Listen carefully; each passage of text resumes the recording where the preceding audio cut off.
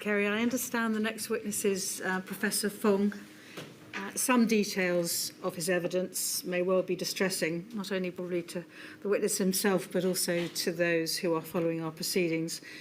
We expect it to contain descriptions of end-of-life care and the management of those who died.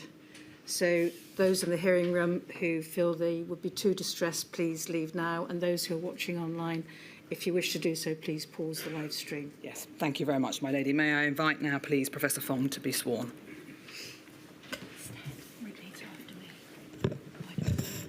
I do solemnly, sincerely and truly declare and affirm that the evidence I shall give shall be the truth, the whole truth, and nothing but the truth.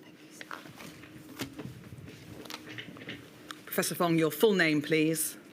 I am Kevin Fong.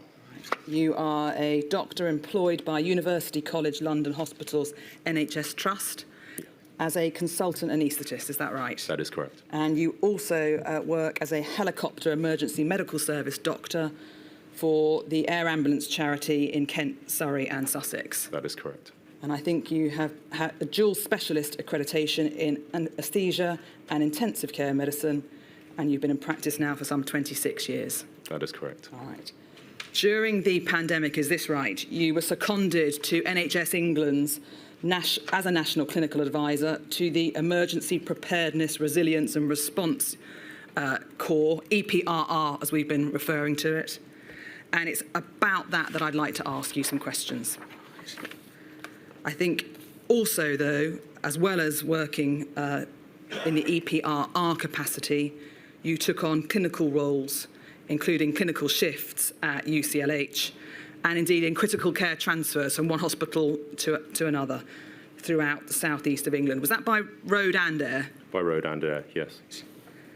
And the questions I want to ask you this morning really focus on your role in what are called peer support visits for intensive care units. And I think you say in your statement that you were responsible for organising and leading a programme of visits into hospitals that were experiencing severe pressure during the pandemic. This was across England, is that right? That is correct, yes. And how long did the visits programme last? So formally, the programme ran from around summer 2020 all the way through until July 2021, when administrative support was ceased. They continued in other forms after that, but that was the formal programme. And over the course of that period, how many visits did you personally undertake? I personally led and undertook more than 40. I lost count. All right. I think the visits had their genesis, is this right, when you received a message in March 2020 from a colleague at a district general hospital that was experiencing a significant surge. So can we start there, please, Professor? And just tell me, what did the clinician tell you about what was going on in their hospital? So at that time, I was aware that they were experiencing pressure when I contacted one of the clinicians working on the shop floor. They told me that their ICU was full, that they were overflowing with patients, that they were running out of staff, that they were running out of basic consumable items, and that included drugs, equipment, that they were raiding their resuscitation trolleys, which are the trolleys that you usually keep for cardiopulmonary resuscitation if someone has a cardiac arrest, for things like very basic items like bougies. What's a bougie? A bougie is a kind of flexible stick that you use to help intubate a patient, to place a tube into their windpipe to help them breathe and establish them on a ventilator. They were raiding the trolleys for those items. They're very basic items, and for endotracheal tubes that you would place in the windpipe to establish them on a ventilator. Were you surprised to learn that they were running out of such basic equipment? It was very early in the pandemic. It was quite a shocking account. I was surprised at the scale of the pressure they were facing, and that the data had not captured that. Right. Well, I was going to ask you that, and I ought to have introduced your statement, which ends 474327. I think you have a copy in front of you, Professor, if you need it. But you said there that what you'd learned really appeared to be, your words, at odds with the data reports. What was the data telling you that was such at odds with what this hospital was telling you? The data, it was more that the data did not paint the picture of that severity of pressure out of basic equipment, out of staff, insufficient staff to staff transfers out to decompress your facility. And I felt that there was a gap between what we could understand by seeing numbers on screens and what was actually happening when you spoke to the people on the ground. I think you said that clinician told you that they had insufficient intensive care and anaesthetic medical staff to be able to transfer patients out. That is correct. Given that you've been involved in transfers out, how many doctors and nurses does it take to conduct a transfer from one ICU to another? So it's a specialist skill. You usually require at least one specialist intensive care nurse and an intensive care doctor or anaesthetist who is specially trained to conduct these. They're not without risk. They're difficult to do. There's risk to the patient. There's risk to the staff. Right. And in short, were you invited then to come and see what it was like in the hospital? At that time, no. At that time, it was just the realization that perhaps there was a gap between the data and the information and the insight.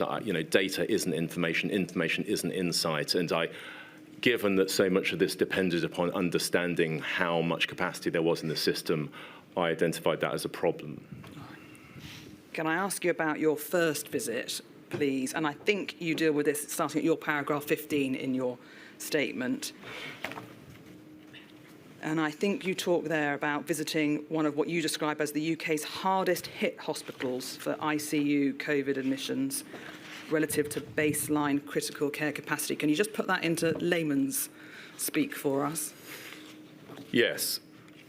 So on this occasion, I was aware that this hospital was already under pressure. I had contacted them.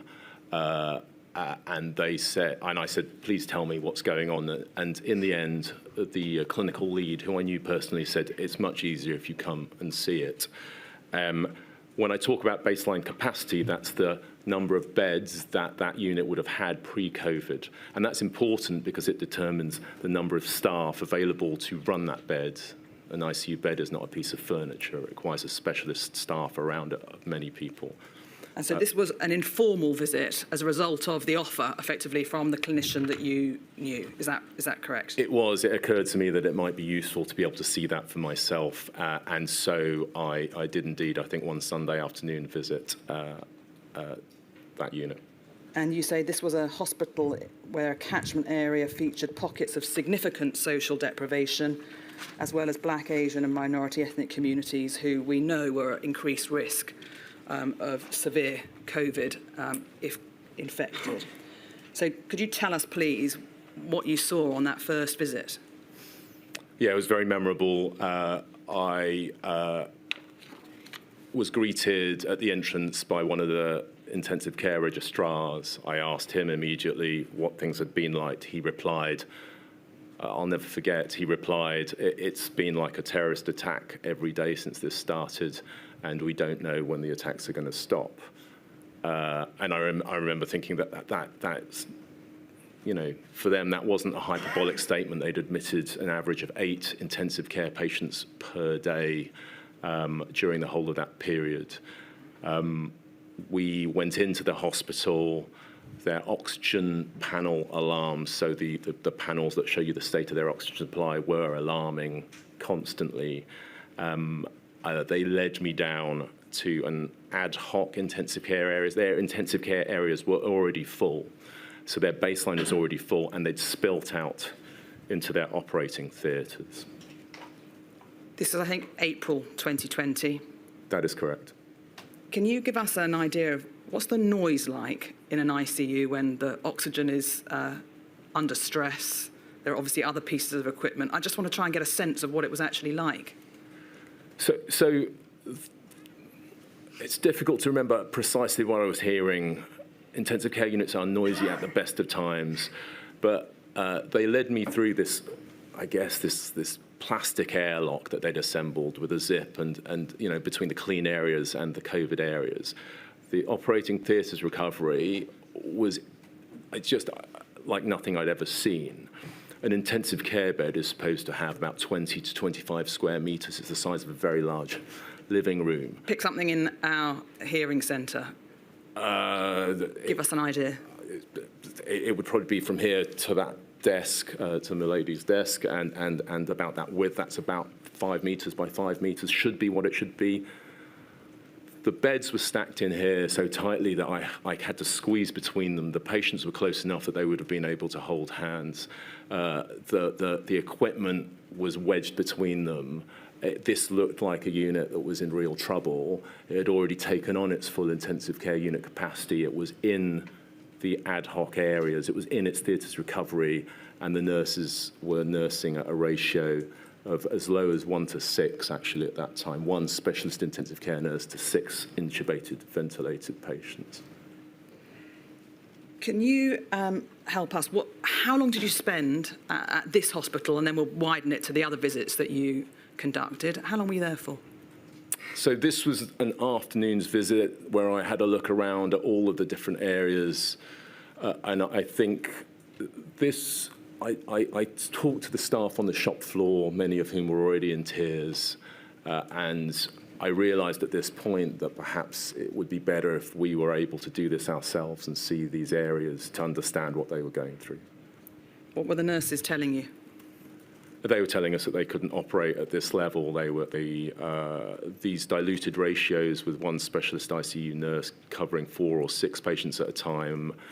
I remember in another hospital, the nurses telling me that all you have time to do is to manage the alarms. You're not managing the patients. The alarms are going off constantly. The syringe drivers, the ventilators, the beds, whatever. You've got the oxygen, and you're putting out fires rather than caring for the patient.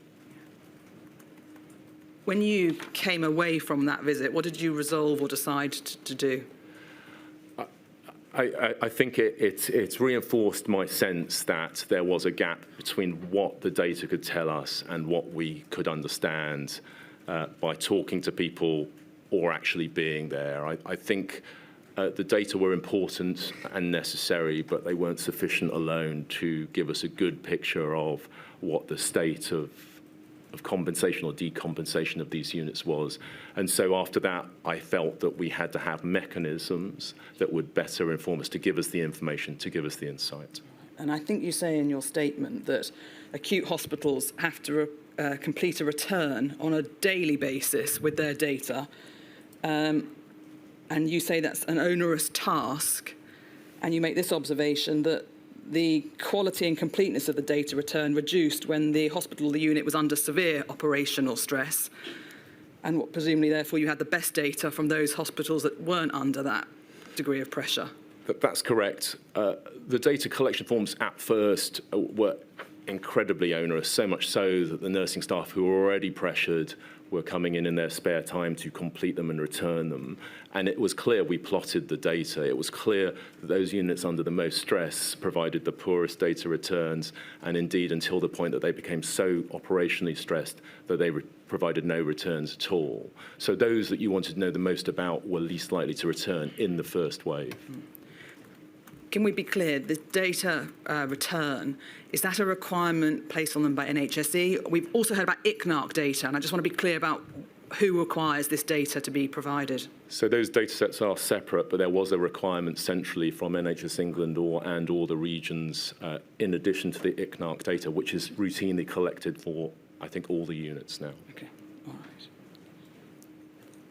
You decided then that there needed to be this programme set up, and I think you say that the visiting team, either you and or the rest of your colleagues going on them, would comprise up to 4 doctors and nurses drawn from a unit of a similar size and scope in another region. And just tell us now, over the course of your 40-plus visits, how long were you at the ICUs for? So each visit, we would turn up, depending on geographically where they were, as early as we could in the morning. That was usually, practically speaking, 9 or 10 o'clock in the morning. We would stay for a full day. It was important that this wouldn't be a cursory flyby of a visit. It was important that we had time to embed with them, to put on PPE, to get onto the shop floor with their people on their units, and then to spend the back half of the day in conversation. So that would be 4 or 5 hours of conversation afterwards with whoever would talk to us. Right. And when you spoke to the staff, what kind of roles were they performing? What levels of staff did you speak to? So we made the offer open to the unit we were visiting. Sometimes we would only talk to the doctors and nurses. Sometimes they would give us everybody. We would talk to the doctors, the nurses, the allied healthcare professionals as well, the occupational therapists, the dietitians, the physiotherapists, all of these people who are required to run an intensive care unit, healthcare assistants. It was really up to the unit how they wanted to use us as a resource. Did you ever speak to any non-clinical staff during your visits? So if by non-clinical staff we mean neither doctors nor nurses, then yes, as I mentioned, the allied healthcare professionals who are also clinically active, healthcare assistants. I think at 1 or 2 hospitals we did speak to some of the porters and some of the cleaning staff. May I ask you this? What was the sort of purpose of going in and visiting these hospitals? What was the aim? It was twofold. First and foremost, it was provide support for these people. We designed them very carefully. It took effort to design these visits. They were informal. They were peers. So we would take doctors and nurses from similarly sized hospitals from another region in to see a mirror image of themselves elsewhere, so that it would encourage discussion and sharing of information.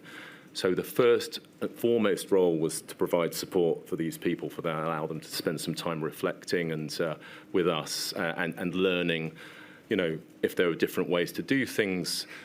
And then secondarily, it was to try and close this information, this gap between information, data information and insight, and so that I could go back to the emergency preparedness, the resilience and response team and report in and give an accurate picture of what we were dealing with. Can I just, sorry to interrupt, can I just go back to the data gap, Professor Fong? Presumably, if you have that gap, what you were hearing and seeing is dismissed as anecdotal because the data's not showing it. That maybe is considered. Dismissed may be too pejorative a word, but yes, there is understandably, you know, this value that we attribute to stuff that you can count, but, you know, in the famous words, not everything that counts can be counted. And for me, if we were talking about the capacity available in these units, then we had to understand this anecdotal picture, this picture, it's a complex assessment of a complex system, and that's why I was taking the teams in. The doctors and nurses who came with me are system experts. They are able to see with their own eyes and have an assessment of what is happening. I think you said you spent more than 400 hours during the course of your visits in conversation with the frontline teams. Are you aware whether there were any similar visits or programmes run in Scotland, Wales and Northern Ireland? I was contacted by representatives from several of the other nations. We were NHS England, and so my role was an NHS England role, and the programme was an NHS England programme. We were unable to offer visits outside of England at that time. We discussed with the 4 nations what we were doing. We had requests, but we didn't have the resource to fulfil them, and I am not aware of any similar programme in the other nations. And can I ask you this? You're going into ICUs, as I understand it, that are under the most extreme pressure. Is there any sense that you, by visiting, might have added to the burden that the unit was under? So this is one of the things that we thought about really carefully, that we must not add to the pressure they're already under. And that was part of the crafting of this product, was to make sure that they didn't feel like this was some surprise inspection by NHS England, that we were going in to support and give them time to share. And it was why it was important that it was peer support, that it was people who understood the pressures that they might be under, and you know, it was very carefully crafted so that we would not add to the burden, and it was designed so this should have been a positive experience for them as a unit. In your statement, you have set out in particular 14 visits out of the 40 plus that you conducted.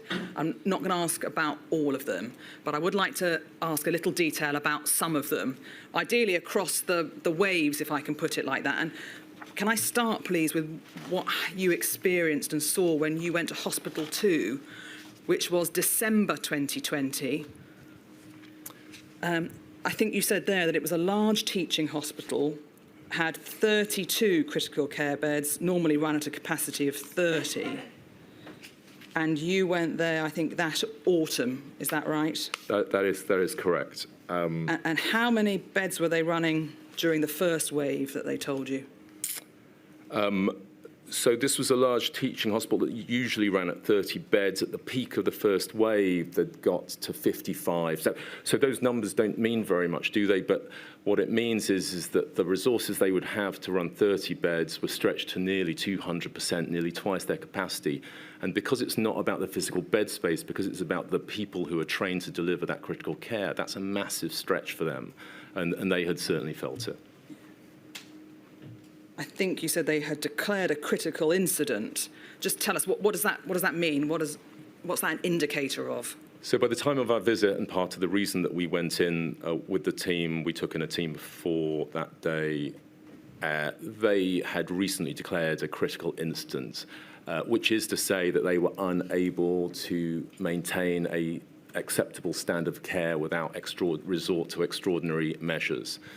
And in the case of this, the declaration of that incident facilitated what we called a decompression of the unit. They transferred out a large number of patients over a very short space of time. And if I recall correctly, it was 28 transfers in 10 days, which is unprecedented. In any outside of COVID, it's an unprecedented number of transfers to undertake in that period of time. When you went to the visit, what were the nurses and doctors telling you about how it had been either in the first wave or now coming up into start of wave 2 in reality? So they were in massive trouble. They had transferred a large number of patients out just to keep their heads above water. We got into PPE, we got onto the shop floor. The doctors and the nurses in particular were really in trouble, and the accounts are very, very distressing. They were telling us that you know, for them, that the surge had started, you know, earlier in the autumn, and it was beginning to crescendo for them. So their accounts were really of just barely hanging on and only just managing with this massive transfer out of patients. Did they say anything about how the first wave was for them as compared with how they were experiencing the second wave? Was it better, worse? Were they better equipped to deal with it because they'd been through it before? So it was mixed. They said they'd learnt lessons and were better equipped, but a lot of the adrenaline had gone from the first wave. They said a lot of the support from elsewhere redeployed staff had gone, and they felt that actually their public support had started to go by the second wave. They felt that they'd been forgotten. And one of the comments I remember is one of them said, the first wave felt like everybody's war, and this feels like nobody's war. Did they say anything about sort of how the trust or the management of the hospital responded? Was there any positive comments? So at this particular hospital, there was an excellent partnership between the senior leadership at that trust, who formed a link between the unit and the regional response teams. It was partly through that leadership that an effective and efficient decompression was achieved, which is what saves the unit in that moment. I think you spent some time at Hospital 2 speaking to the lead ICU matron, and I'd like to ask you about that, please. It's your paragraph 65. There's a number of quotes there, but just stand back for a moment, Professor, and just tell me, what's your overriding recollection of your conversation with that matron? I think that this was the point at which I really realised that it was going to be difficult as we came into this winter. This was, you know, one of the most effective clinical leaders I've ever met, and she was very clear that she was trying to look after her staff. She was trying to protect her staff at the same time as delivering care. It says in my notes that, that they didn't have enough staff to look after the patients coming through the door. They experienced a full range of challenge. They had a unit in which they had to admit at times several of their own members of staff from their own hospital, and some of those people from their own hospital did die.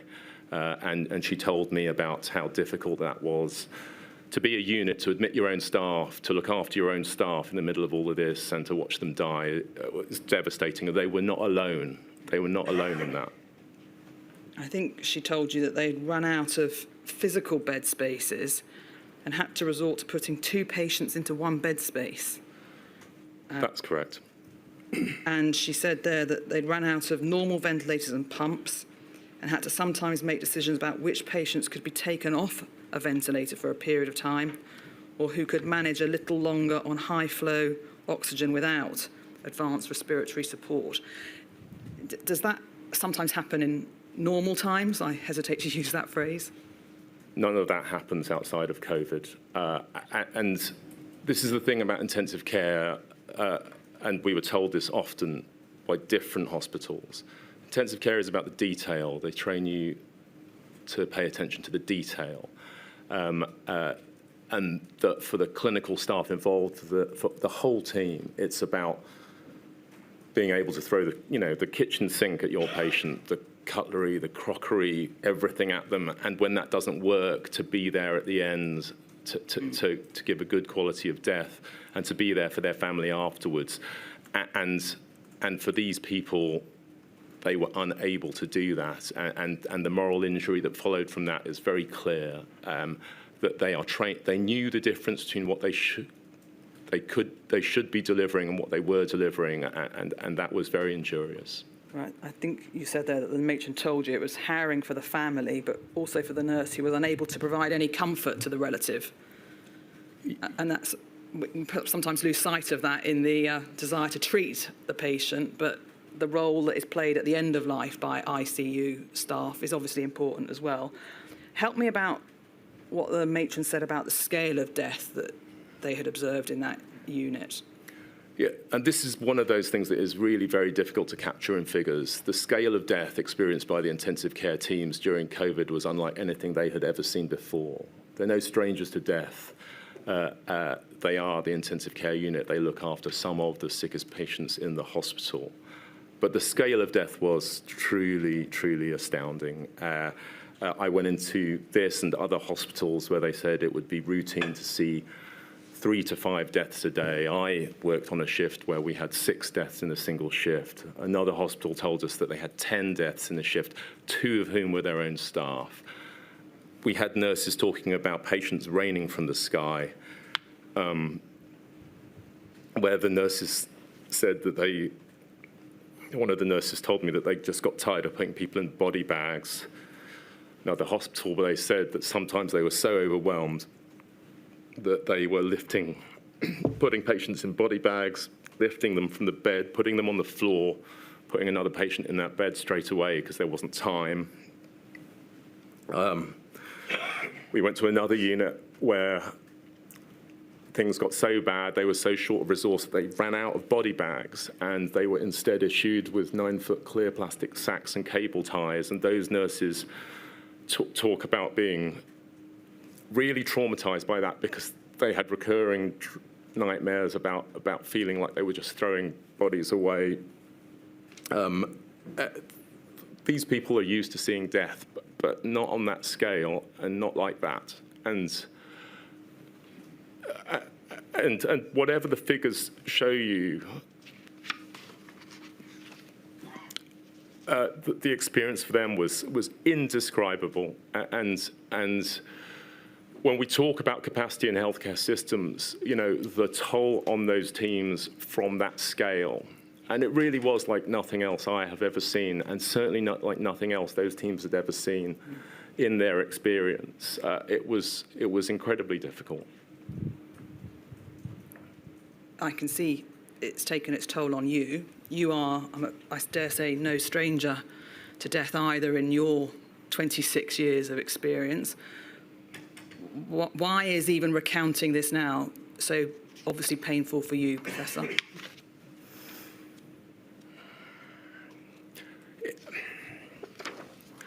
I've never seen anything like this on any given day.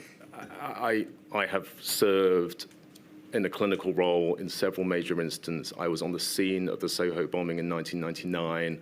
I worked in the emergency department during the 7th of July suicide bombings. I have attended a number of very serious civil my time with the helicopter emergency medical service. And nothing that I saw during all of those events was as bad as really COVID was every single day for every single one of these hospitals throughout the pandemic surges. It's painful now because it was very clear what was happening to the patients. It was very clear what was happening to the staff. The staff were very injured by just how overwhelmed they were by the whole thing. Do you think the patients were getting the care that they needed? They were getting the best care that could be delivered. I've said already that intensive care is about the detail. Once you start diluting the detail, it kind of stops being intensive care.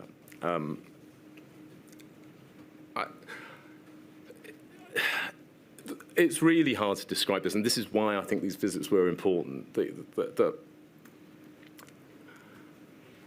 Whatever you read in the columns on the Excel spreadsheets and the data didn't tell you this, and it didn't tell you about the actuality of the thing. And for the smaller hospitals, the thing that I described of transferring patients out to try and create capacity, what it meant for the smaller hospitals was that they were drowning in patients. The bigger hospitals would come in, try and relieve that pressure by transferring patients out. When you come in, you transfer patients out. You transfer out the most stable patients because they're the people who are most likely to be able to survive on more limited equipment in a moving vehicle for several hours if necessary. But what that meant for the smaller units was that they were left with a cohort of patients that were most likely to die. And for the smaller units, when we talk about the scale of death, over the next few weeks, those units would experience a mortality rate of in excess of 70% in some cases. 7 out of 10 of every patient that they had died. And I remember early in the visiting scheme, going into a unit, a small unit, and them saying, at the end of the day, after we'd had all of these accounts and accounts of this type, and with very little to offer them, and they said, thank you for coming. We thought we were alone. We thought we were doing it. Try having a drink, Professor. Take your time. They said, thank you for coming.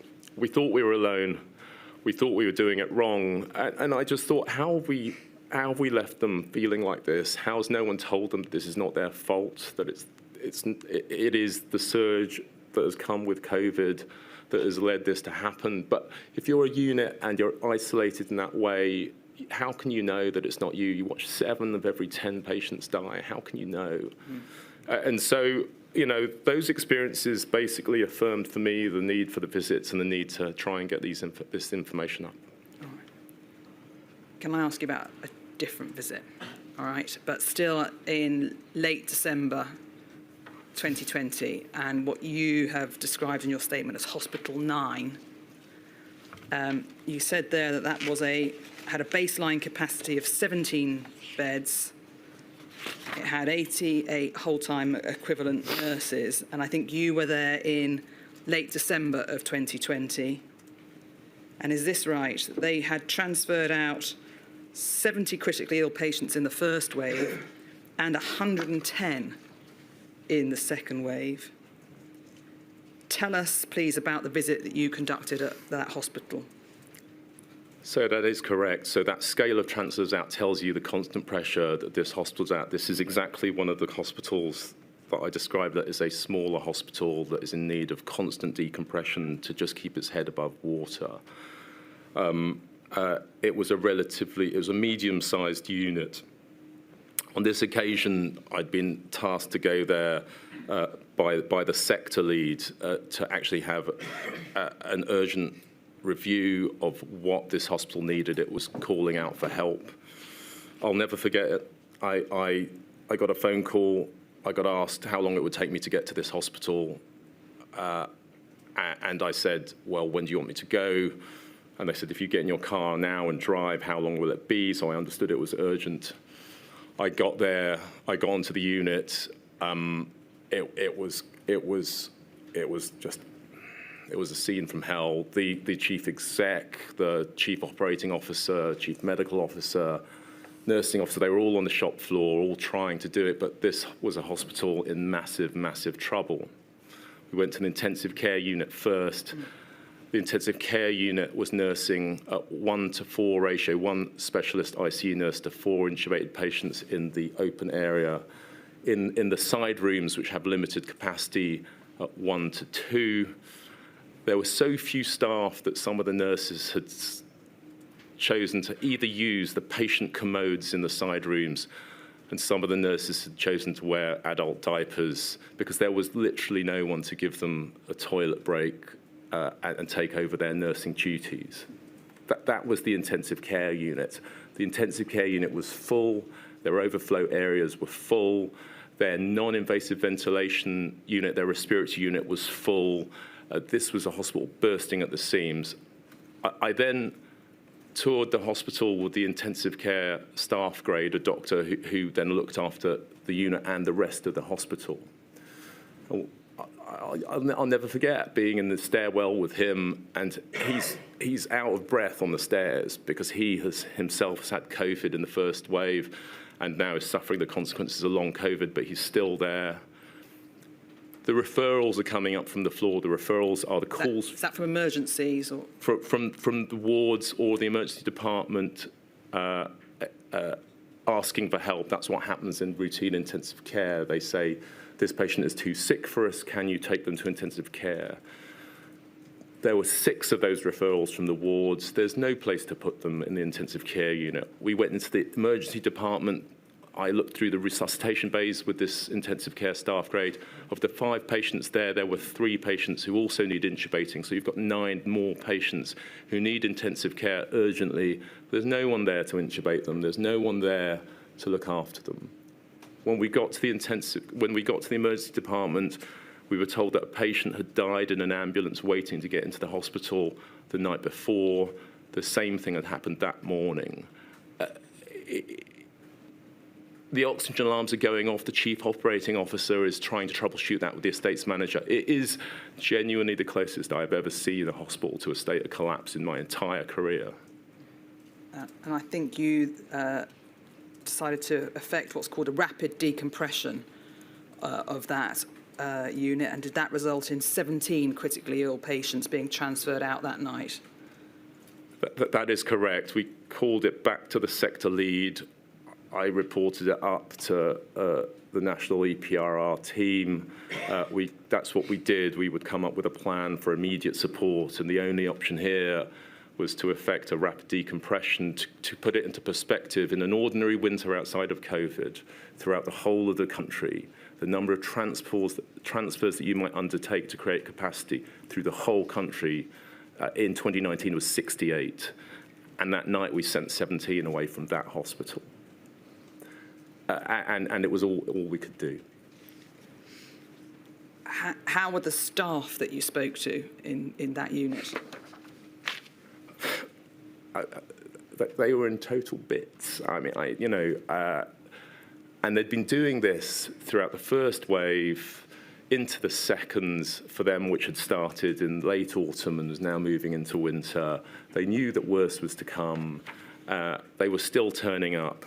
They had had, again, they had had their own staff admitted to their own unit. Again, that they had massive staff sickness. So the other insult was that as COVID surged, so did the levels of sickness amongst the staff. So the massive staff sickness.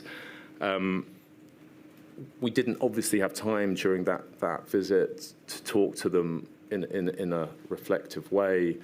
We went to them later, they told us again about the scale of death. It was there that they told me that it was usual to see 3 deaths a day, more like 5. The intensive care consultant told me going on ward rounds and watching patients die in front of you, to the left of you, to the right of you, behind you, that was their experience. And they did everything that they could, but everything they could wasn't enough, and that was why it was so hard. I think you comment in your statement that one of the staff members spoke about holding an iPad up to a family member as the patient was dying, and to effectively an end-of-life virtual visit. Clearly horrific for the family on the end of the iPad. What about the impact on the nurse who was trying to help that call?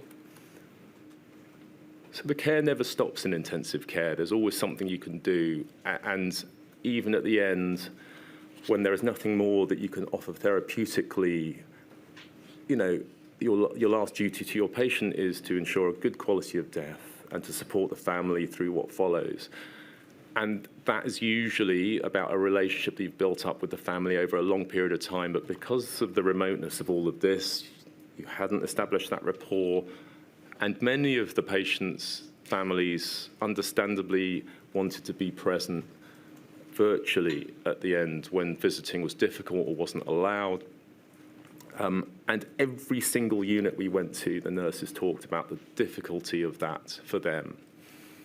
At exactly the time when you would recuse yourself to give the patient and their family some dignity, you were actually holding a phone or an iPad up, showing them the monitor, showing the family the patient, listening to families imploring the patient not to die, and then the howling down the phone, and with nothing else that you can do other than to stay there and to be entrained into that grief.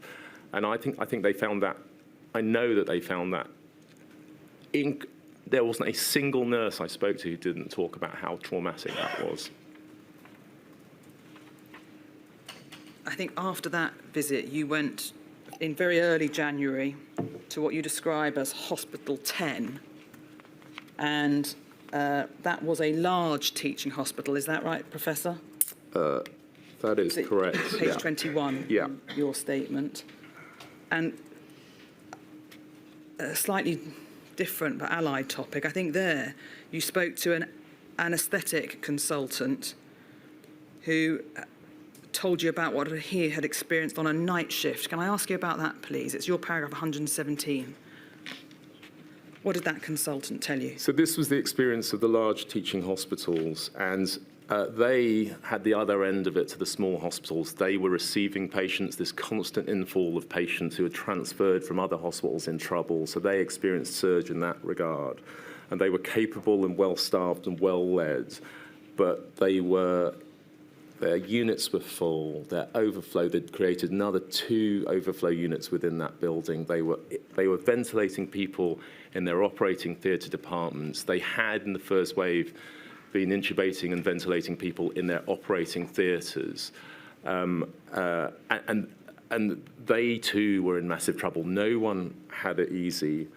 And as we got into late December, again, the rate of death, the rate of work was massive, and one of the consultants there started a shift, watched 6 people die, ran an arrest right at the start of the shift, and talked and had resuscitated a young patient, and it had been unsuccessful. They'd spent 40 minutes trying to resuscitate this patient. And at the end of a resuscitation in which the patient has died, it's quite usual in normal practice to take your team aside to make sure they're okay and to try and care for your team. And at that point, you go around the team and you work out who you've got, and you're all dressed in PPE. And 3 of the members of the team who'd done cardiac compressions were medical students who'd volunteered to be on the ward. And you'd ordinarily try and support them. For some of these people, it was the first time that they had seen death, and there was no time because more death followed. There were more people arresting, and so you can't recover your staff in the moment, and you can't recover them later. And you know, when we talk of capacity in healthcare, you're over capacity by the time that you're at that point. Yeah, I think you say in your statement that after the unsuccessful resuscitation of the young patient, within minutes there was another cardiac arrest, followed by several more, and it was that consultant in the space of a single 12-hour shift where 6 ICU patients died. Now, can I pause you there, Professor, because I'd like to ask you about what you did with this information, and could we call up, please, on screen INQ 72310, and I'd like to ask you about an email that you sent to Patrick Vallance on the 3rd of January. And he says, "Dear Kevin," it's the bottom email, "many thanks for sparing the time to speak to me today. Your account was harrowing and disturbing. I've spoken to Chris Whitty about this and he would like to hear more. I think the best plan would be to include Keith Willett, who I think is NHS England, and others in that. But Chris will have a view on how he'd like to make sure he hears from a number of other people. As you rightly said, this is a complex situation and the data alone may not tell the story. Thanks again for raising it." And there's reference to setting up the call. Now, why did you feel it necessary to speak to Patrick Vallance about what you had witnessed? So this is actually an email from Patrick to me with Professor Chris Whitty in copy. I had gone on to a night shift myself at my own hospital around this time. I had gone through a pretty traumatic shift with a lot of death. On the way into that shift, I had been speaking to Jeremy Farrar, who I knew because I've been a research fellow with the Wellcome Trust, and really just as friend to friend, just to rant really about how bad things were, and how close to the edge I felt it all was. And he then said to me, would I like to speak to Patrick in the morning, who he also knew, Patrick Vallance in the morning, who he also knew personally. So I did my shift, and I came off the shift, and you know, this was on the back of all the visits and my own personal experience, and I was willing. For me, it was all about flow of information. This whole thing was about trying to get the right information to the right people for the best decisions, the best actions. And so it seemed to me that it wasn't unreasonable to try and share if that information hadn't been shared. I must say that I felt really well led and supported by my emergency preparedness, resilience and response team at NHS England, and in particular my line managers, Chris Moran and Keith Willett. They facilitated my ability to do the peer support visits. They understood the need to get this information, and my understanding is that they transmitted that up all the way as far as Cabinet and beyond, but we somehow couldn't land that narrative, and so it felt natural to me to have that discussion, and so that is why I had that discussion, and it led to the email that you see there. And did you then, in fact, I think, receive an email from Professor Whitty saying that Patrick Vallance had updated him, he was grateful for it being passed on, and effectively he said I would find it helpful to get those directly, probably most usefully with a few others, to get a rounded picture. The more actual data we have to support, the better. Anecdotal views on how things are, I think that should be in comparison with the first wave, are quite varied. If you prefer to talk to me directly, that's also fine. He had just come off a ward at UCLH. Did you speak to Professor Whitty? I did, yes. I did the following morning. I spoke to Professor Whitty and relayed the same information, really. And again, I think both Professor Patrick Vallance and Professor Whitty were very receptive to that, and indeed, as the email says, resolved to convene a wider group of people to discuss the burgeoning pressures on the wards as it was happening in very early January. think, in fact, on the 4th, we went into lockdown again. So if that helps ground people with where we are, this is the timescale we're talking about. Now, just pausing there, we're in the troubling times of January 2021. There's another wave. Did you continue your visits throughout wave 2 and into the rest of 2021, Professor? Yes, and in many ways that was the most important time. The period after the January 4 lockdown, I think, was the most dangerous period of the whole pandemic for us. Why do you say that? Because even after we'd gone into social restrictions, cases would continue to rise because of the incubation period of the virus. We knew that there was 2 or 3 week lag before we would see the peak of our intensive care caseload. And so actually, we were very operationally busy during that time, but we recommenced the visits as soon after that as we were able. Can I ask you about a visit you undertook in June 2021? So it's your Hospital 14, Professor. We are out of wave 2, if ever we were out of it. Sorry, wave 1. Tell us what happened, please, when you visited the hospital in June 2021. This was a small, medium-sized district general hospital. So much of what we saw of the pandemic publicly and in the press was of the larger hospitals, the larger teaching hospitals. But this is emblematic, really, of the experience of the smaller hospitals. Very small baseline capacity, only 9 beds. And as soon as you stray much above that, you feel extreme surge. And they had got hit really, really badly all the way through. And the account there was really telling. The small units have no spare capacity. They're stretched even on an ordinary day. So any surge to them was particularly difficult to deal with. And this is an emblematic experience for the smaller hospitals. The ITU consultant there that I spoke to said he got a few hours' notice before being told he was going to resident on call, so he would be present in the hospital throughout the on-call shifts. There's no provision made for on-call facilities. He talks about having to sleep in the boot of his Ford Galaxy when he was on duty for 3 months at the start of the pandemic. They talk about running out of PPE. They talk about going to Screwfix to get visors. They talk about running out of theatre scrubs and having to go to the local private hospitals and beg them for their supply. And when they ran out of that, they talk about having to had one shift where they had no theatre scrubs and they went around in their underwear and they went around in their underwear and gowns for the shift.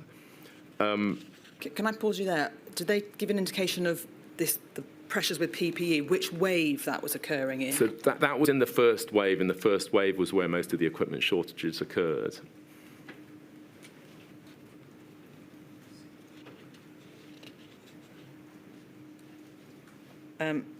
Did you speak to any nurses whilst you were at Hospital 14?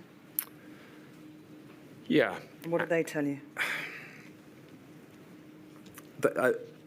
They had sustained pressure. Even the summer had been bad for them. They had sustained pressure almost since the pandemic had kicked off in spring of 2020. You can see there in paragraph 151, they say, as a team, we're fractured. We're not sure how to do things safely. There are so many rules and regulations that have gone out of the window. They were a young unit. They had very few experienced staff, and the experienced staff they had left very quickly because of mental health issues. One of the Band 5 nurses, quite a junior nurse, is saying, you know, we were a young unit. Most of us had less than a year's experience. I was newly qualified. I didn't know what I was doing half the time. They had a massive staff sickness rate, nearly 20%, nearly 1 in 5 of their units, 1 in 5 of their nurses off sick at any one time. Were they talking about January 2021? This is 21, yeah. So you're visiting in June, but they're telling you how it was in January that year. Yeah. And January 2021 for them as a smaller hospital with limited capacity really brought them to their knees. They talk about how hard the burden was on the intensive care consultants, how many shifts that they had to do. They talk about the consultants having to work 10 weekends in a row. This is the same consultants who in the first wave had slept in their cars. You know, that statement that they made to me in June 2021 when I asked them how they were, you know, coming into the summer, they said, we're broken, we're worse than broken. I don't know, we can't look after 9 patients, that's their establishment, that's what they should be able to do. We can't surge to any more than that, we can't surge beyond that. And that consultant, and I need to get these words right, but, you know, he said, look, we ran out of equipment, we ran out of drugs, we ran out of nurses, we ran out of goodwill. You know, that is what this thing did to those people in those units. This is what happens. I went into another unit of similar size where they talked about how on the television what you saw was these big units who complained about being short of equipment, but were usually wearing PPE. Yeah. And how they said that they were watching those programs and they were standing in their own units wearing cagoules and waterproof trousers that the chief exec had bought from an outdoor shop. And they were angry, actually, that is all that people knew was this site of well-resourced hospitals, when the truth in the smaller hospitals was just that. Can I just ask you now, if you stand back and think about we've looked at a few hospitals there, but if I ask you to stand back and think about the 40 or so visits that you made, what was your takeaways from all of those? What were the other things that you were hearing that perhaps you haven't told us about this morning?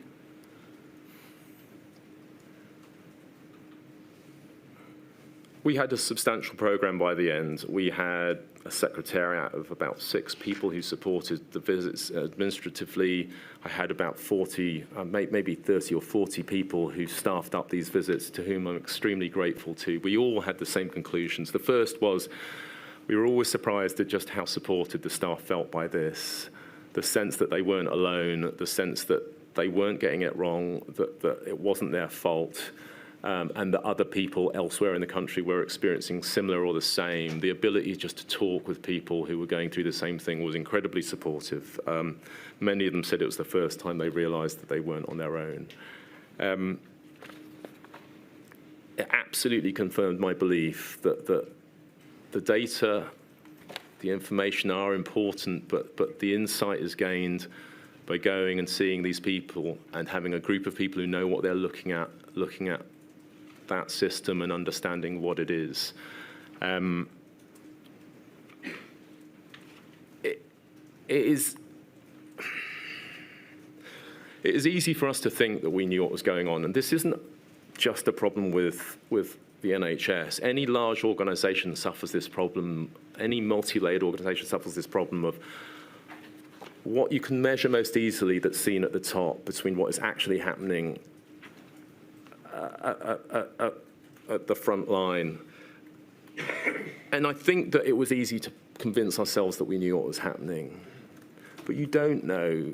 You don't know unless you're the people going into that shop floor. You don't know if you're not the people who are putting on PPE before you've got vaccinations available, wondering if it's buttoned up okay. You don't know unless you're the people who've run out of body bags and put people in plastic sacks.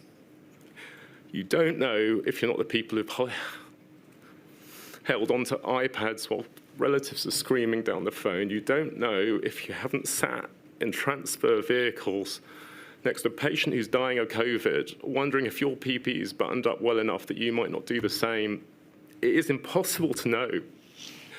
So, and that's why, although this is not, as you pointed out, milady, hard numerical data, the information is important. There is more to know than just what you can count. And I think that was well understood by my EPRR team. I was well supported in that role. There is a tendency for us in healthcare to, eschew that kind of anecdotal data. It is the lowest form of information, but I don't think that was true here. I think the information was important, and I think it did change the way that we saw these people. And the most important thing is the need to support their well-being. It is a complex system. It has a social component and it has a technical component. We got good at managing the technical component. The human resource, the people that stop it all from falling apart from day to day, we didn't really have sufficient mechanisms to measure and monitor that, or indeed protect them. In your statement, you speak of the professional nurse advocate programme. We heard a little of that from Dame Ruth, but do you have any views about the utility or otherwise of that programme?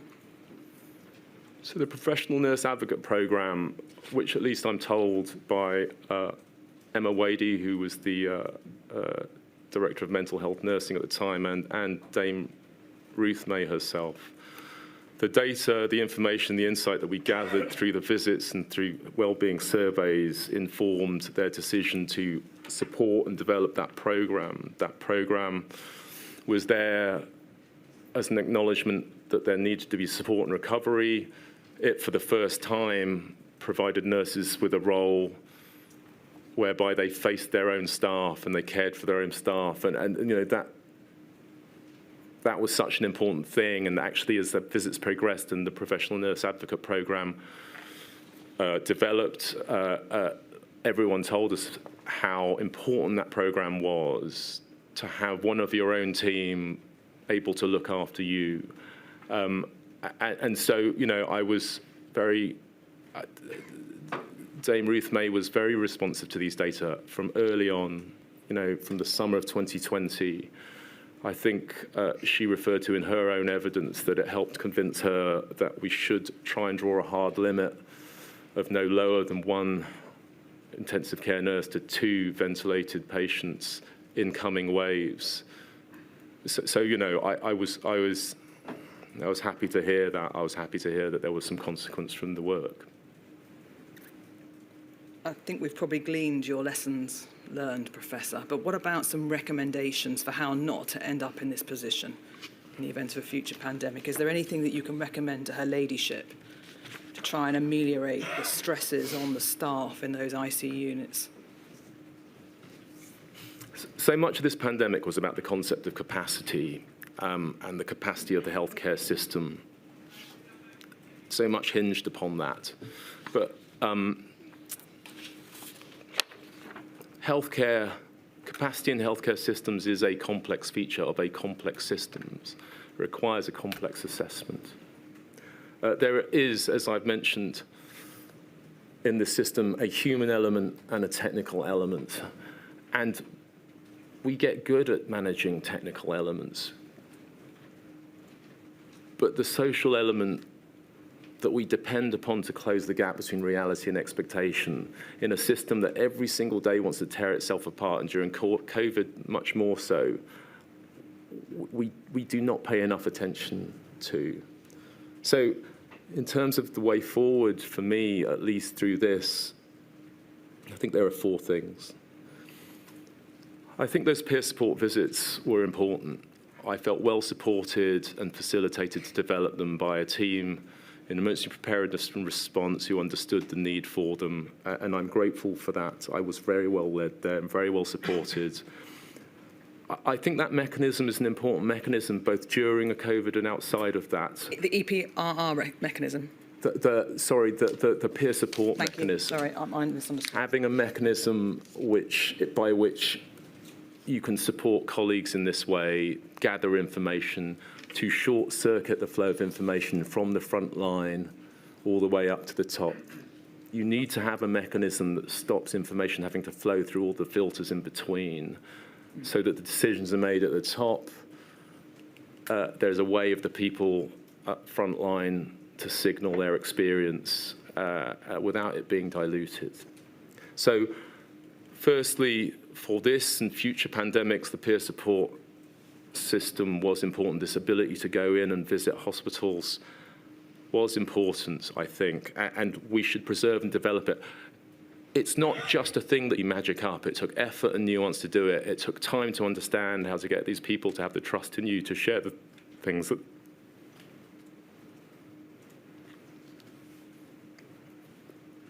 It's all right. So to share the things that they shared, for them to know that someone cared really about what was happening to them, to know that they weren't alone.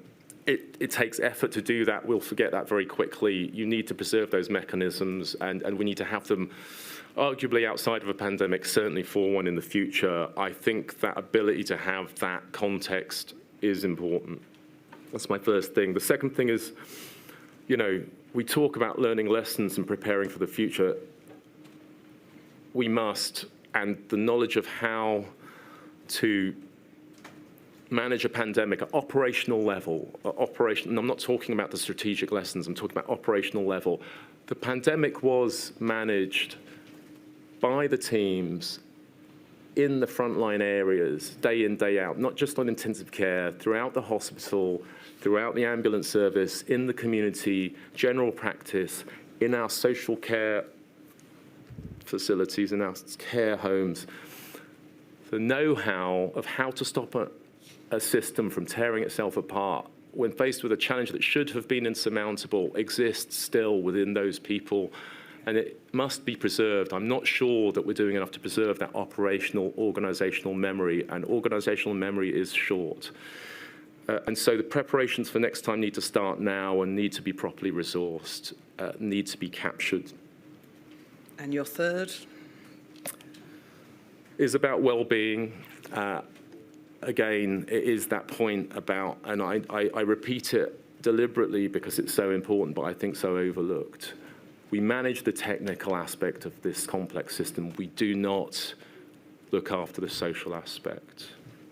We go in and we check our machines and our drugs every day to make sure that they are there when we need them in a difficult moment.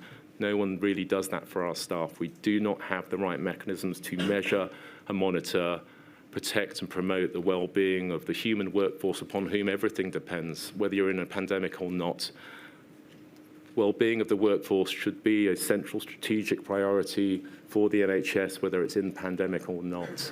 And it needs better resourcing and it needs better attention than it has had.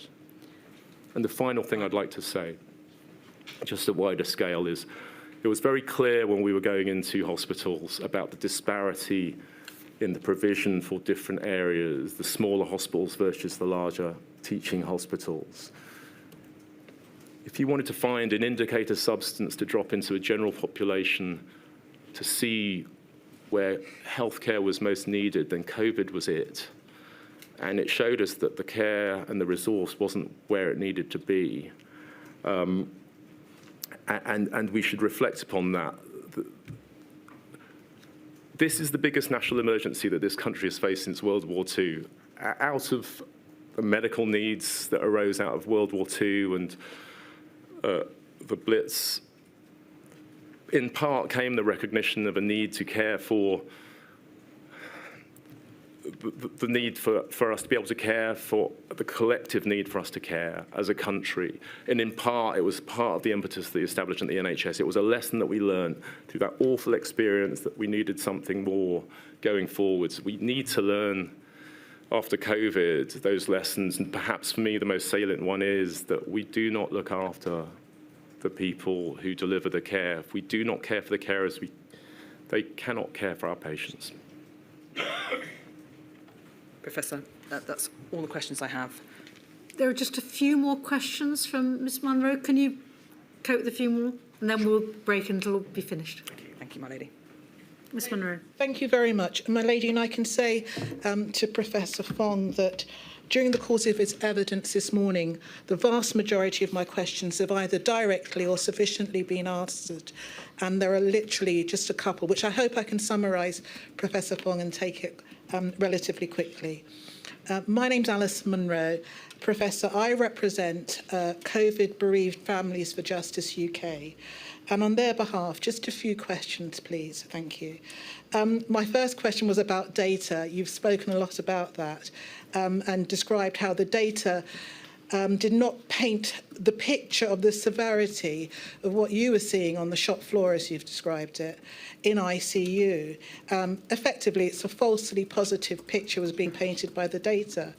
So my second question arising from that was, Was that disconnect between the picture painted by the data and what you yourself were seeing on the shop floor due, perhaps in part, to a focus on physical bed space rather than considering the question of the adequacy of staffing requirements?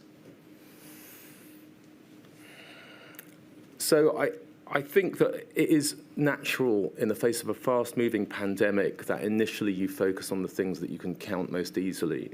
But as I've said before, not everything that counts can be counted, and not everything that you can count counts. You know, it's that old adage. And so the focus on numbers of beds, it's not that it was a falsely positive picture, but it was an insufficient picture to which you need to add context and insight, which is what these visits did.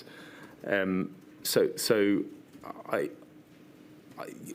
think that the second thing I would say is that I think there was, at least initially, a misunderstanding of what an intensive care bed is. I think that people thought of it as being some technical piece of furniture into which you plugged a patient.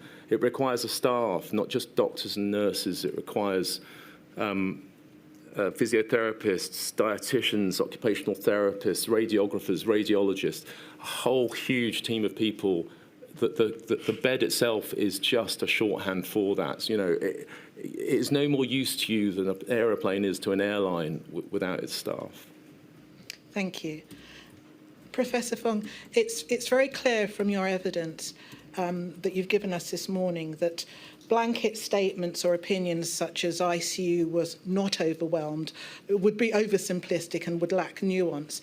In concluding your evidence today, you mentioned that so much hinged upon capacity. Sort of bringing it all together, can we describe what we were seeing during the pandemic then in terms of capacity being overwhelmed, that it was overwhelmed in different individual locations and at different times, but throughout the pandemic?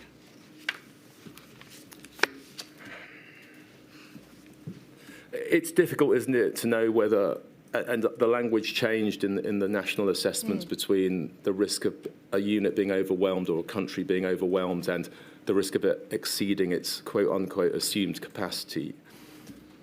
From the perspective of intensive care, if you ask yourself what intensive care is, it is the detail. It is the detail and the dedication, the ability to provide everything that can be provided in an effort to provide the best care for a patient who is critically unwell.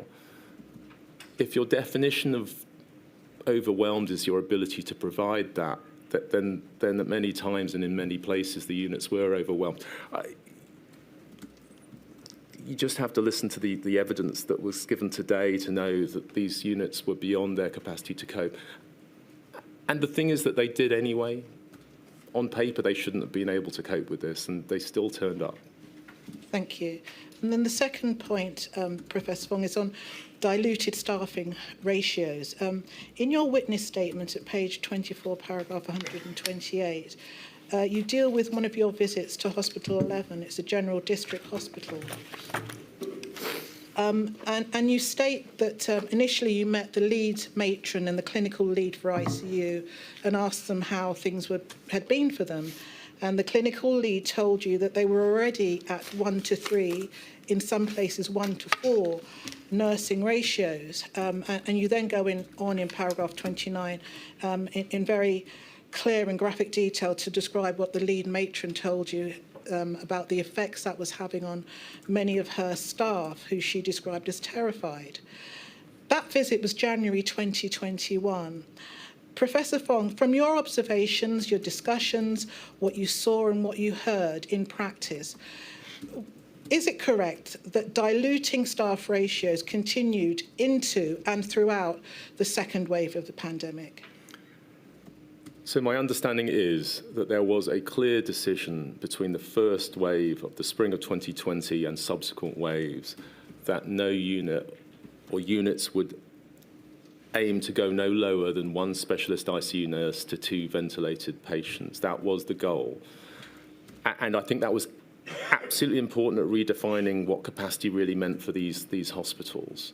But as the surge came through in autumn for some regions and then in winter 2020 and then into 2021, even that goal was not, you couldn't sustain it. So the goal was to hold at 1 to 2, but even though that goal was set, it speaks to how challenged the units were, that this unit was not able to maintain that. And you refer to the paragraph that follows. This unit at this point were in such trouble. They talked about coming into work one day. One of their senior nurses had vomited on the way to work out of nervousness of what she was about to face, how terrified they were. You know, this is a team of people that are operating at the edge of their own personal capacity at great cost to themselves. And so we talk about physical capacity, but there is the capacity of a human workforce, and that was clearly exceeded here. Finally, Professor Fong, in the course of your evidence this morning, you've told us from your own real experience of actually visiting the peer visits that you made, that you saw staffing ratios significantly higher than the recommended 1-to-1. You spoke of diluting the detail of intensive care. From your visits, observations, speaking to healthcare workers, Professor Fong, would it be fair to say that despite the monumental efforts and dedication of the staff that were available, the impact upon the quality of care in ICU can properly be described as devastating in some places? Despite the best efforts of everyone really in the system, everyone, the surge in demand for healthcare caused by the upswell of critically ill patients by COVID-19 meant that it was not possible to deliver the standard of care that would ordinarily be expected in a non-COVID period. Professor Fong, those are my questions, and thank you very much. On behalf of those I represent, we're very grateful for the visits that you made and the very powerful evidence you've given us this morning. My lady, thank you.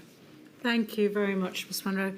Professor Fong, we're extraordinarily grateful to you for helping us. It's obvious how distressing it was for you, and obviously reliving such an ordeal is never easy. It's not easy to describe, as you've had to do this morning. It's not easy for us to listen to, but we had to do it. So thank you so much for all you've done. Could I also thank you for not only the excellent work you did with the support scheme, for the work you did in the units, but also for your work with the Air Ambulance Service. As you may know from having been the coroner at the 7/7 inquest, I am a huge supporter of the work they do. It's brilliant. So thank you very much. I shall return at 25 to 12. All right.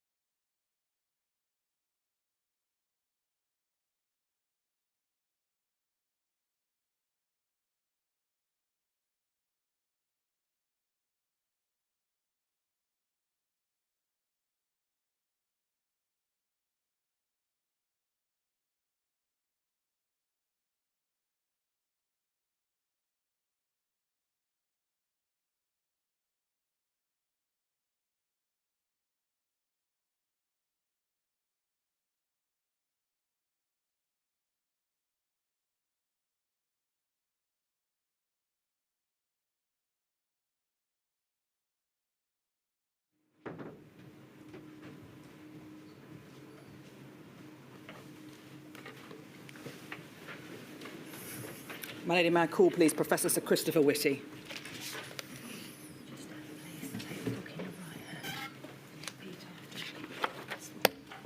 I swear by Almighty God that the evidence I shall give shall be the truth, the whole truth, and nothing but the truth. Professor Whitty, thank you for coming along to help again. And again, I reiterate my apologies for the demands we make upon you and your office, and we're very grateful for your help. Thank you, my lady. Thank you. Professor, your full name, please. Christopher Whitty. Right. We have a statement from you in Module 3, ending 410237, which I think you have in front of you. I do. I know you've given your background in previous modules, but you became the Chief Medical Officer, I think, on the 1st of October of 2019. Is that correct? I did.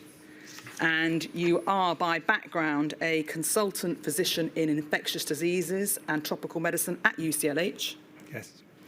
And you have a number of other qualifications as set out in your statement. I won't go through them.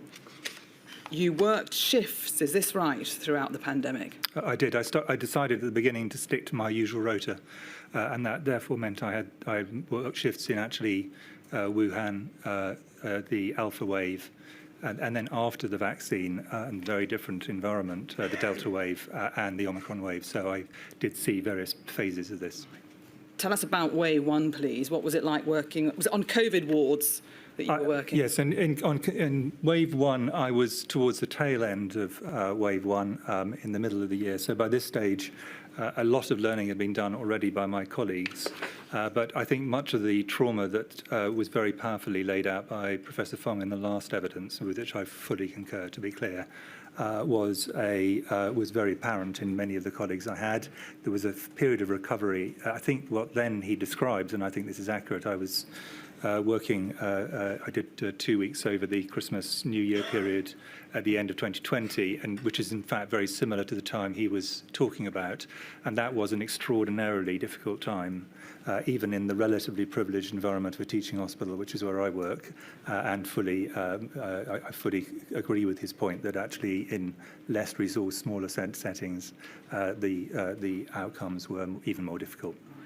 When you were working on the COVID wards, what type of mask were you wearing? I wore exactly what was in the guidelines, so that for most of the time was a surgical fluid-resistant mask.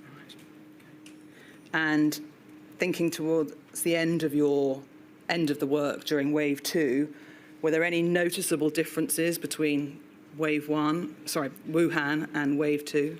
I think that the scale of the second wave was actually underappreciated in the general public. I think people who had relatives, obviously people who were sick, fully understood that this was in fact a larger wave in terms of total numbers of people who were severely ill and indeed who sadly died. And the first two waves were the ones which had the extraordinary mortality and the very large numbers in ICU. By the time we got to the Delta, most of the Delta wave and the Omicron wave, vaccination had completely changed the pattern. So although people were still getting COVID and still coming into hospital, and it put enormous strain on the system as a whole, the proportion, fortunately, who were going to ICU and going on to die was massively lower, and that led to a very different outlook. What about the staff in Wave 2, though? They've been through all of the various ups and downs from March 2020. Was there any appreciable difference in the way they were feeling and behaving by the end of the relevant period? I think that one thing that in my experience did make quite a big difference was when staff knew that the vaccine was coming. Because until that point, there was a sense of this could go on for literally years with wave after wave. Once the second wave in particular was incredibly harrowing, as Professor Fong has laid out, but knowing that there was something which is going to significantly reduce that, I think for many people at least meant they felt there was some light at the end of the tunnel, although it was a very long tunnel. Yeah. You set out in your statement the role of the Office of Chief Medical Officer, and I'm not going to go through it all, but is this right? You are the senior advisor to government, you are independent of government, and you can therefore write reports and make public statements which don't accord to government policy if that's how you consider the evidence to fall. That's correct. All right. You have a small private office, I think, including public health specialty registrars. There were 3 deputy chief medical officers, is that right, during the relevant period? There were, although one of them was mainly working for the NHS. Right. And I think you said at its largest there was 19 members of staff, but typically you only have about 12 members of staff. Is that correct? That is correct. And I think the small scale has a big advantage and a significant limitation. The big advantage is everybody understands what everyone else is thinking and you can think as a unit. Obviously, the disadvantage is it's quite a small resource, and in an emergency of this size, it meant we had to be very careful about which things we prioritised in terms of the things we did and which things we didn't. You do not have, is this correct, a direct role in the organisation or operation of the NHS, and so therefore clinical advice to the NHS comes from within NHS England. Is that correct? In a purely statutory sense, the 2012 Act significantly changed the way in which the Chief Medical Officer interacted with the NHS and gave the NHS, in a sense, complete independence. And therefore, there's no role for the CMO in the structure. However, there would be situations where senior members of the NHS and indeed other members of the NHS would talk to me to really talk through a problem as a peer in the system. For example, I was in constant contact with Professor Steve Powis, who is, I think you're going to be hearing from subsequently, and also with Dame Ruth May, who you've already spoken to. Yeah. All right. I think, though, you say you may have, from time to time, provided technical advice which might help NHS England make decisions. Yes, and I think there are sort of 2 kinds of advice I would give in this, but I tried as far as I could to make clear who was maintaining the final decision making, because otherwise things get very confused. And the first form was, I am a technical expert both in the epidemiology and the treatment of infections.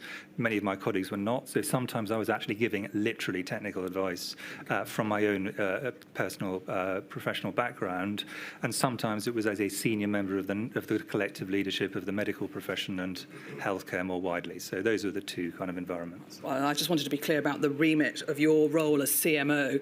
It may be at times we trespass into matters that you provided advice for, or were in the room when decisions were being made, but please make it clear if you're unable to answer any question or it's out with your experience or expertise. All right. Can I start, though, with this? I think in Module 2, you explained that one of the reasons for the lockdown in March 2020 was to prevent the NHS from being overwhelmed. Can I ask you this? Was overwhelmed ever defined by those that were making that decision? Not really, and I think that it's become, unfortunately, quite a loaded term where people, depending on what point they're trying to make, either say things were or were not overwhelmed. I think the aim of it, though, was to minimise the number of people who died both directly and indirectly from COVID in the health service. And if you'd like me to expand slightly on that answer, Professor Smith yesterday, CMO for Scotland, which incidentally has a slightly different interaction with the NHS, I should have said that on the way, talked about the 4 harms. I put it slightly differently, but I gave the same 4 harms. The first harm being the direct harms from COVID, which you're trying to reduce the number of deaths directly. But the second, and very important for this, is the indirect harms that come from the system being overwhelmed or at least unable to cope. And in fact, all diseases, not just COVID, having higher mortality rates than they would have had. And I think both of those are relevant to this. I could ask you to slow down. Apologies. Thank you. Apologies, Chair. No. You said in Module 2 that, well, you were asked this, what was the understanding as to what would likely happen to the NHS if a lockdown were not imposed? And you said, well, I think that the first thing was going to get to the point where it got no longer able to function in any sense close to normal. Taking that answer and the aim to try and minimise the number of direct and indirects, do you think that we achieved that aim? Well, I think that I'm going to work backwards from what would have happened if we'd gone further. I think the key thing to remember, and I think people forget this, is that this was an exponentially rising, in the technical sense of the term, an exponentially rising thing with a epidemic with a doubling rate of 3 to 4 days at the point we were talking about. 4 doubling times more would have led us to an absolutely catastrophic situation. Now, I'm not saying that where we were was anywhere short of incredibly difficult, and in many places, individual elements of hospitals, individual bits of the system were coping nowhere near where they would be if COVID wasn't there. That's self-evidently true.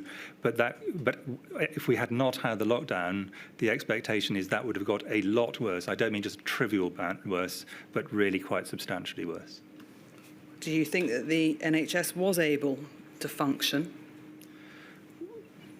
Well, I think that makes it sound quite binary. I mean, the NHS continued to treat sick patients throughout.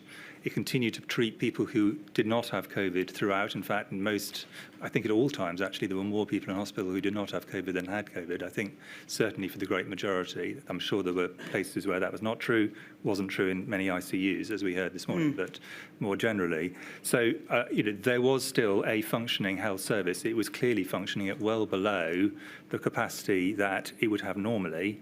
And I think, just to make a slightly wider context, in a normal winter, the NHS is very, very strained. And Lord Darcy has just done a report. I'm not going to go into that in detail, but just making the point, the NHS is under strain in every year, even prior to COVID.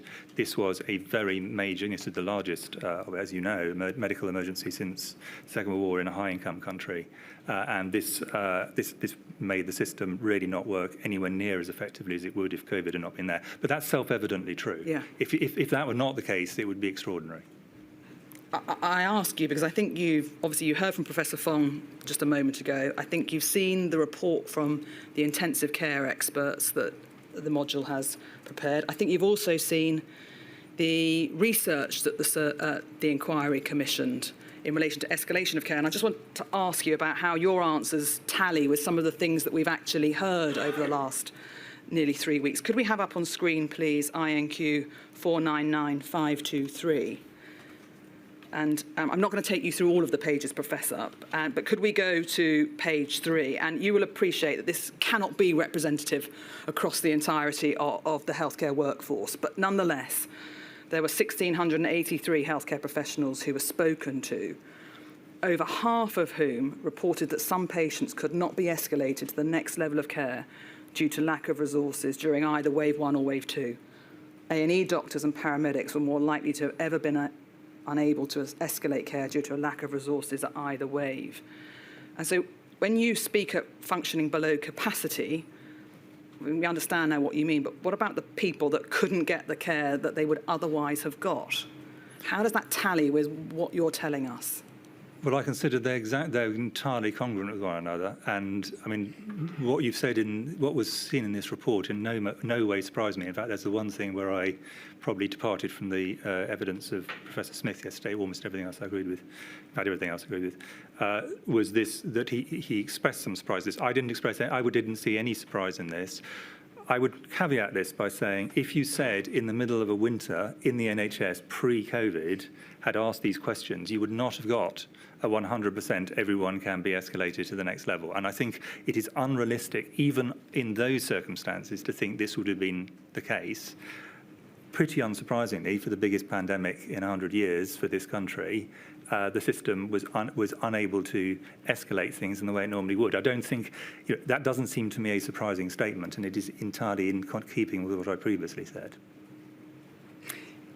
If it's not surprising to you, or indeed those with whom you work, how do we in future prevent stats like this, evidence like we've just heard from occurring again? That's a very broad question. And Professor, can I say at the outset, this is not a counsel of perfection. I do take that point. Yeah. But how do we either surge up or create more capacity so that there isn't a healthcare worker saying, I couldn't give that patient a bed? Well, I think there are kind of broadly only two ways we can do it, because we have to assume a future pandemic on this scale will occur. That's a certainty. But for the UK, not for the world, but for the UK, this is a 1 in 100 years event, because the last time there was something this big was back in 1819. And for something on this scale, you therefore have to have two things. You can have more capacity, And taking ICU in particular, the UK has a very low ICU capacity compared to most of our peer nations in high-income countries. Now, that's a choice. That's a political choice. It's a system configuration choice, but it is a choice. But therefore, you have less reserve when a major emergency happens, even if it's short of something of the scale of COVID. So that's the first alternative. The second alternative is to do things which, and this in my view is, this is undoubtedly necessary either way, that minimise the scale of the impact of the pandemic. And that, of course, is what the various attempts at lockdown and other NPIs were really about. But the way out of these is always going to be science in the end, as it was for this one with vaccines. The ability to scale up was something that was done at real speed during February and March 2020. But do you have any thoughts about the timing with which a scale-up should happen in the event of a pandemic? If we take this pandemic as an example, by January, the reports were coming out of the Wuhan. It got progressively worse through January and February into March and the lockdown decision. Do you have any views as to when, during a month or two lead-in to the pandemic hitting, that surging and scaling up should take place? Well, I think Professor Fong laid out absolutely rightly that the key thing, which is the rate-limiting thing for scale-up, is people, trained people. So you can buy beds, you can buy space, you can even put in oxygen and things. And I think we learned some lessons from, for example, trying to set up the Nightingale hospitals about the difficulties of doing that. But fundamentally, the limit to that system, as to any system, is trained people. And there is no way you can train someone in 6 weeks to have the experience of an experienced ICU nurse or an experienced ICU doctor. It is simply not possible. So if you don't have it going into the emergency, if it's an emergency of this speed of onset, you shouldn't have any illusions you're going to have it as you hit the peak. So does that mean we need more potentially skilled up ICU nurses, for example? Well, I think, there are strong arguments for that in between emergencies, and I think the argument for having them in the hope that we can be better off for a 1 in 100-year event, I think, is less strong than some of the other arguments for having more ICU capacity. Okay. Can I just deal with some other features to your role and the role of the OCMO? Can I ask you about your interaction with NervTag, please? I think you say in your statement at 3.45 that you are there as observers to NervTag. Have I got that right? Yes, there's the architecture is a bit complicated, but fundamentally NervTag actually advises the CMO under ordinary circumstances. Once SAGE was in operation, in practice, NervTag advised SAGE. But the CMO has a very close link to NervTag. That's just the way this particular interaction works. Right, okay. So thinking about you, because I think you were a co-chair of SAGE, is that correct? I was co-chair of SAGE. I didn't sit on NervTag, but my colleague, Professor Van Tam, sat on as an observer, and indeed he'd previously been a chair of it before he joined government.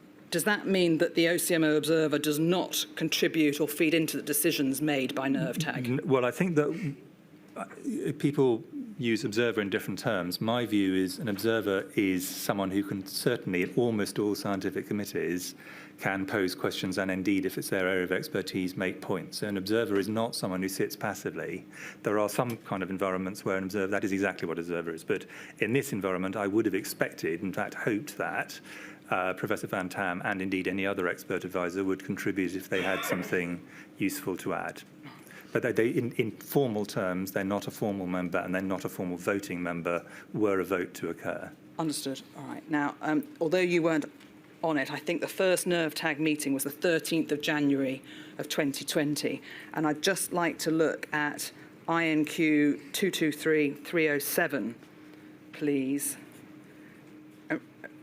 Well, obviously in very early days, but you speak there of, it's an email from you to a number of DCMOs, other people in DHSE, and you say, you thank them for a note, and you say, my view is that any one of the 3 triggers would mean we'd start taking a close interest and considering risk to the UK. So in short, now the word had come out that there was the virus circulating in China. And you say the 3 triggers are: 1, healthcare workers dying. This is often the early warning that a new infection is both severe and transmissible, e.g. SARS, MERS, Ebola. This would be most concerning. Then spread from person to person, and then geographical spread. Given that one of the triggers was healthcare workers dying, who was it who was responsible for monitoring the number of deaths of healthcare workers? So in a pandemic or major epidemic like this, I mean, this is one of the first things that is people will spot. And of course, the healthcare workers are working in the healthcare system, so people are aware they're there, the deaths occur. They're usually in young and healthy people in comparison to older populations who are in general system. So it's often, unfortunately, and this is one of the risks of doing medicine and doing medicine in infectious disease areas, is you are going to be in the first line of people who will be potentially exposed to an infection. And if you look at, for example, SARS, MERS, and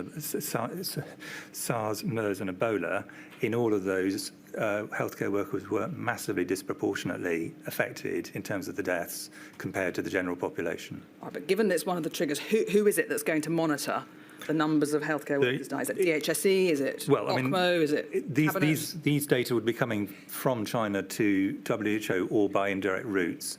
All of them, what I was signalling here is if you start to see even a small increase in healthcare worker deaths, that is a very concerning sign, and one that you would want to would actually escalate, even if the numbers are small in that situation. And then within the UK, who is it that's responsible for monitoring healthcare workers? Well, I mean, I think in terms of overseas data, this would come into PHE, normally speaking, now UKHSA.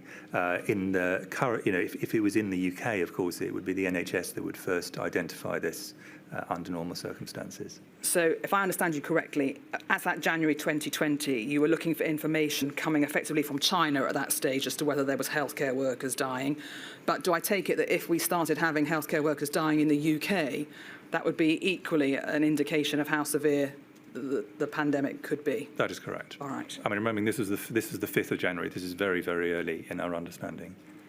Now, given that is healthcare workers dying is one of the triggers, certainly from your perspective, do you think steps should have been taken as early as January and February to assess what action could be done to protect UK healthcare workers from either catching the disease? Well, I think that there are clearly 2 lines to that. I mean, the first and the most important is to try and do what you can to reduce the risk that the disease gets into the UK, if that's possible, and that it takes off in a major way. And that was covered in the last module. I'm not going to go into that, but just to be clear, that is the most important thing you can do. There's clearly a second area, which is making a decision about where you would start, particularly early on when you don't understand the infection. And the initial decision was taken that this would be treated in UK terms as a high consequence infectious disease. And part of the reason for that, not the only reason, but part of the reason for that is to nurse and provide medical care for people in environments which are relatively highly protected, with highly trained skilled staff who are used to dealing with high levels of PPE, and therefore a much lower probability of coming to harm themselves. There are additional benefits as well to the patient. Well, since you mentioned HSIDs, can I deal with that at this stage? I don't think you were involved in the decision to classify and declassify. I wasn't formally involved in it, but I was aware of it, and I agreed with both the classification and the declassification. All right. Well, I was going to come on to the fact that you set that out in your statement. You, I think, say in your statement, forgive me, I've just lost my page, that you made some points about HSIDs, including the significant disadvantages to the disease as being classified. Could you just set those out for us, please, Professor? And it's at paragraph 335, if it helps you. Yes, I can remember what I said on that. So the advantage to the healthcare workers is the one I've just given. It's a very important one. It's absolutely fundamental. The advantage initially to patients is that they are all cared for in a small number of specialist areas where people can accrue experience of managing a new infection, and that actually is beneficial. They also tend to have access to drugs and approaches which are not available more widely. However, they come at a significant disadvantage once you get beyond a quite small number of cases. People have to be moved around the country, which can be very tricky. And indeed can involve exposing staff in transit, which is problematic. They also are an environment which actually is quite frightening to be in if you don't need it. I mean, I don't know if anyone's ever seen these on TV or in other areas, but these are not environments which are the easiest ones to operate in. They are set up principally to protect the staff who are working in them quite properly, but that can in itself cause some risks actually, because the level of barrier between the staff and the patient is quite significant. So there are a number of downsides. There are also some very clear upsides, particularly with a very dangerous disease or a disease early in its understanding. Now, we've been told that as part of the classification of COVID as an HSID, there is effectively a PPE kit that is required to be worn, which includes FFP3 masks. Is that correct? That is correct, yeah. Right. And are you able to confirm that the declassification of COVID as an HSID does not have any bearing on what IPC measures are thereafter recommended to be worn? That is also correct. Right. So it could be declassified and FFP3 could continue to be recommended? Yeah. A mixture of masks, no masks, depending on the circumstances. Yes, and I think to highlight one point which has come up in various witnesses, not fully been picked up, I think, is you've got the kit, but you also have to have the training to use the kit properly. People who work in HSIDs and indeed work in infectious disease units, I'm one of them, are trained to use multiple different forms of PPE at quite a high level. You go through training to do that. You practice that training. People take fit testing very seriously and they're ready for it. All of these things are not going to be true outside that system. And just having kit but no training often produces little or no benefit. The training is fundamental to making the kit useful. By the time COVID was declassified as an HSID, there was UK IPC guidance which effectively said FFP3s for AGPs or hotspots where AGPs are going to be conducted and FRSM in the other areas. I paraphrase, but do you agree with that broad? That is a good paraphrase. Right. Do you think that was perceived by some in the profession as a downgrading of PPE that was required? Well, I mean, I'm sure the professions involved being large, I'm very confident you'd find some people who thought that was a downgrading, but I think most people would see that as a quite normal sequence. Okay. They may or may not agree with it, but they would see that as it's not a sort of downgrading, it's simply a move from an HSID to an infectious disease for which you have standard precautions for that level of risk. Do you think that there was sufficiently good guidance saying out, notwithstanding that we've had FFP3 as an HSID, the reason we're recommending FRSM in all non-AGP hotspot areas is this? Do you think that that message was sufficiently well communicated to healthcare workers? I think that, well, I mean, let me just preamble this. You invited me to do so, so I'm going to, by saying that the areas of PPE, it's a highly specialist area. It's not one that I get involved in under ordinary circumstances, nor is it my technical expertise. As you heard discussed yesterday, this has always historically gone through nursing and microbiology, virology groups of experts. That's where it comes from. So I just want to be careful. I don't sound as if I'm trying to be an expert in this area. I'm not. This is not my area of expertise. I think that, and I think this is a recommendation I think the inquiry I would invite the inquiry to consider. I think that the messaging near the beginning of this was quite confused. And I think the reason that it was confused was it was not entirely clear who it was who was ultimately responsible for making decisions in this fast-moving situation. Can I expand? Would you find that helpful for me to expand on that? Well, I was going to ask you who was responsible. Well, I think that quite a lot of people thought they were partially responsible, and that's always an extremely difficult and dangerous situation to find yourself in. So it wasn't the people who were trying to walk away from responsibility, but the sort of the quite complex system by which Public Health England, as it then was, the infection control cell, NHS delivery of various things were interacting, and that's before we get into issues of procurement and distribution, which had a separate set of challenges.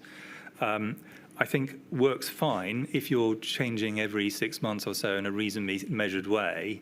Up against the speed of changes that were needed, I think it led to uncertainty.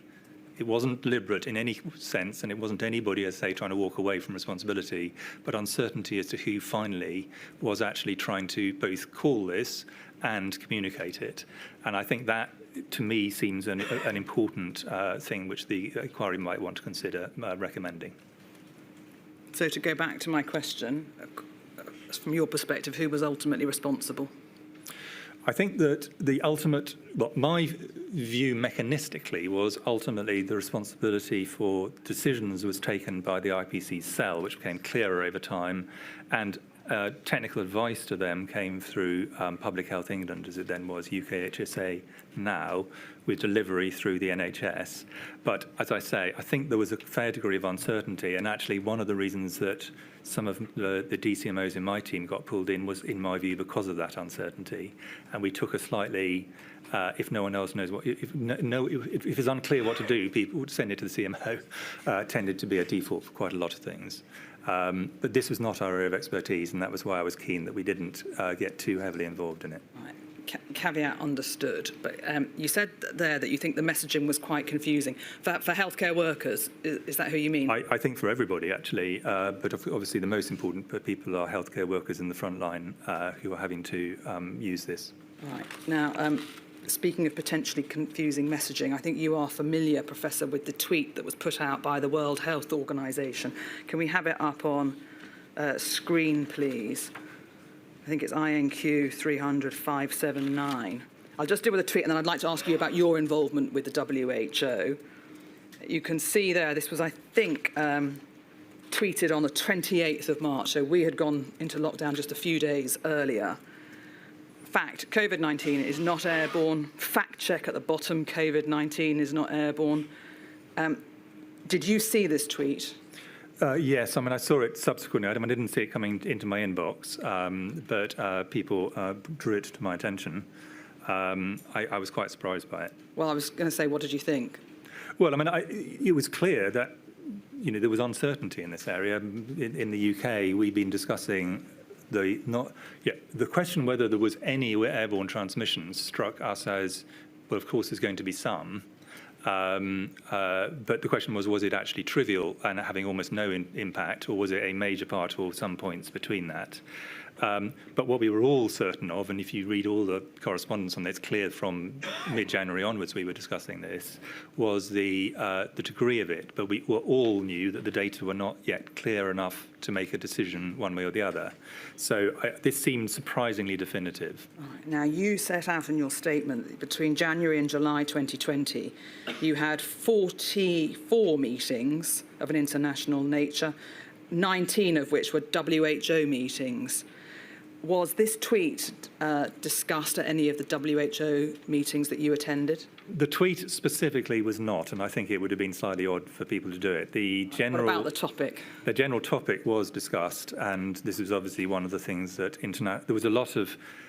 We were trying internationally to form some form of central view as to what the proportion was. Science is an international issue, and WHO discussions included this, although many other things as well in what we were trying to do. Right. Did you ever say in any of those meetings, that is not a helpful tweet to have put out? It may be inaccurate for all sorts of reasons.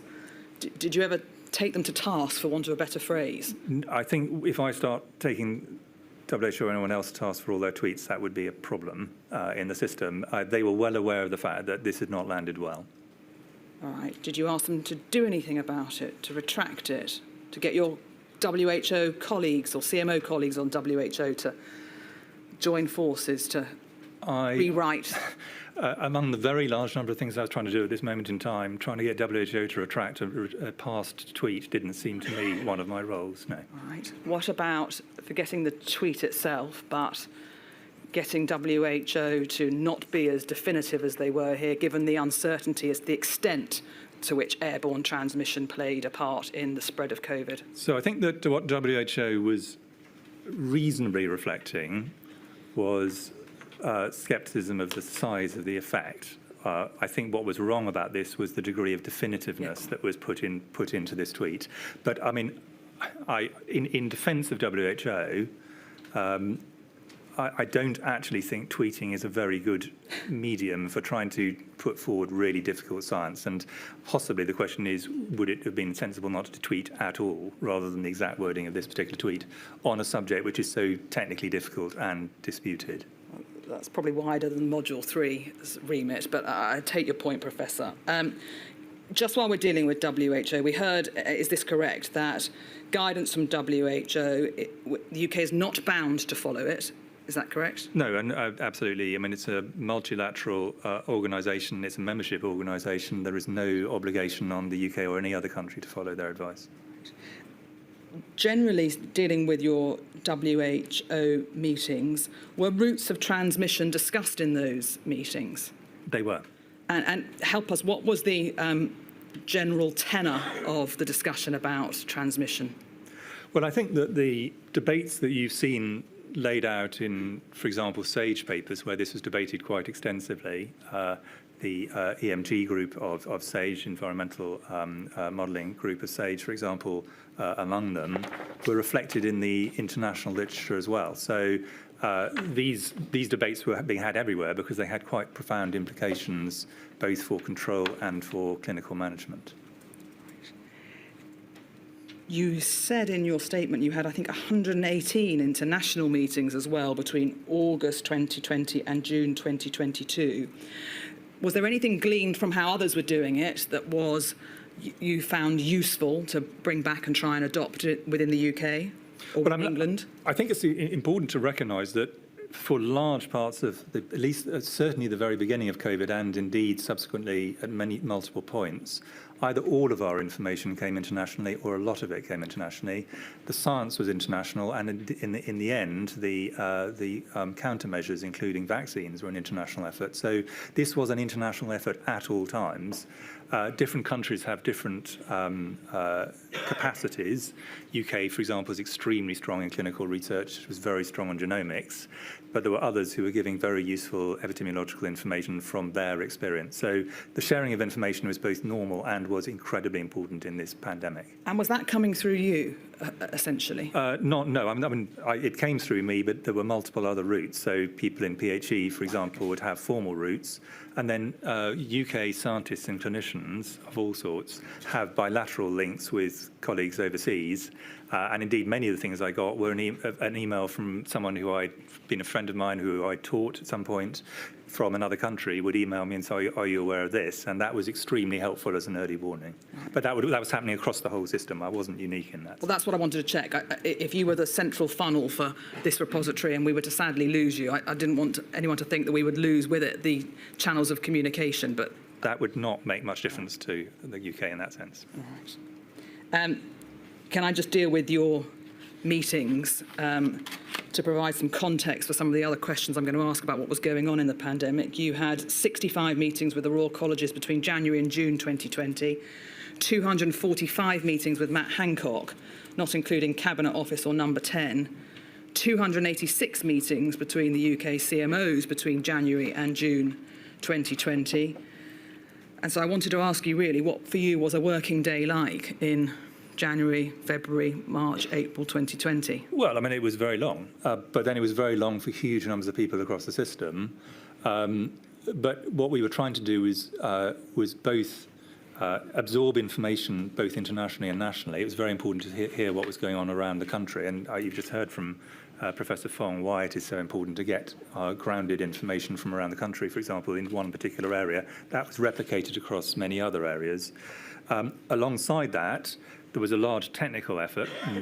Since I was both co-chair of SAGE and head of the chief executive of the National Institute for Health Research, which is the UK's largest funder of practical applied health research from the government, I had a large bit about trying to get the science off the ground, which is an extremely important part of the early part of the work.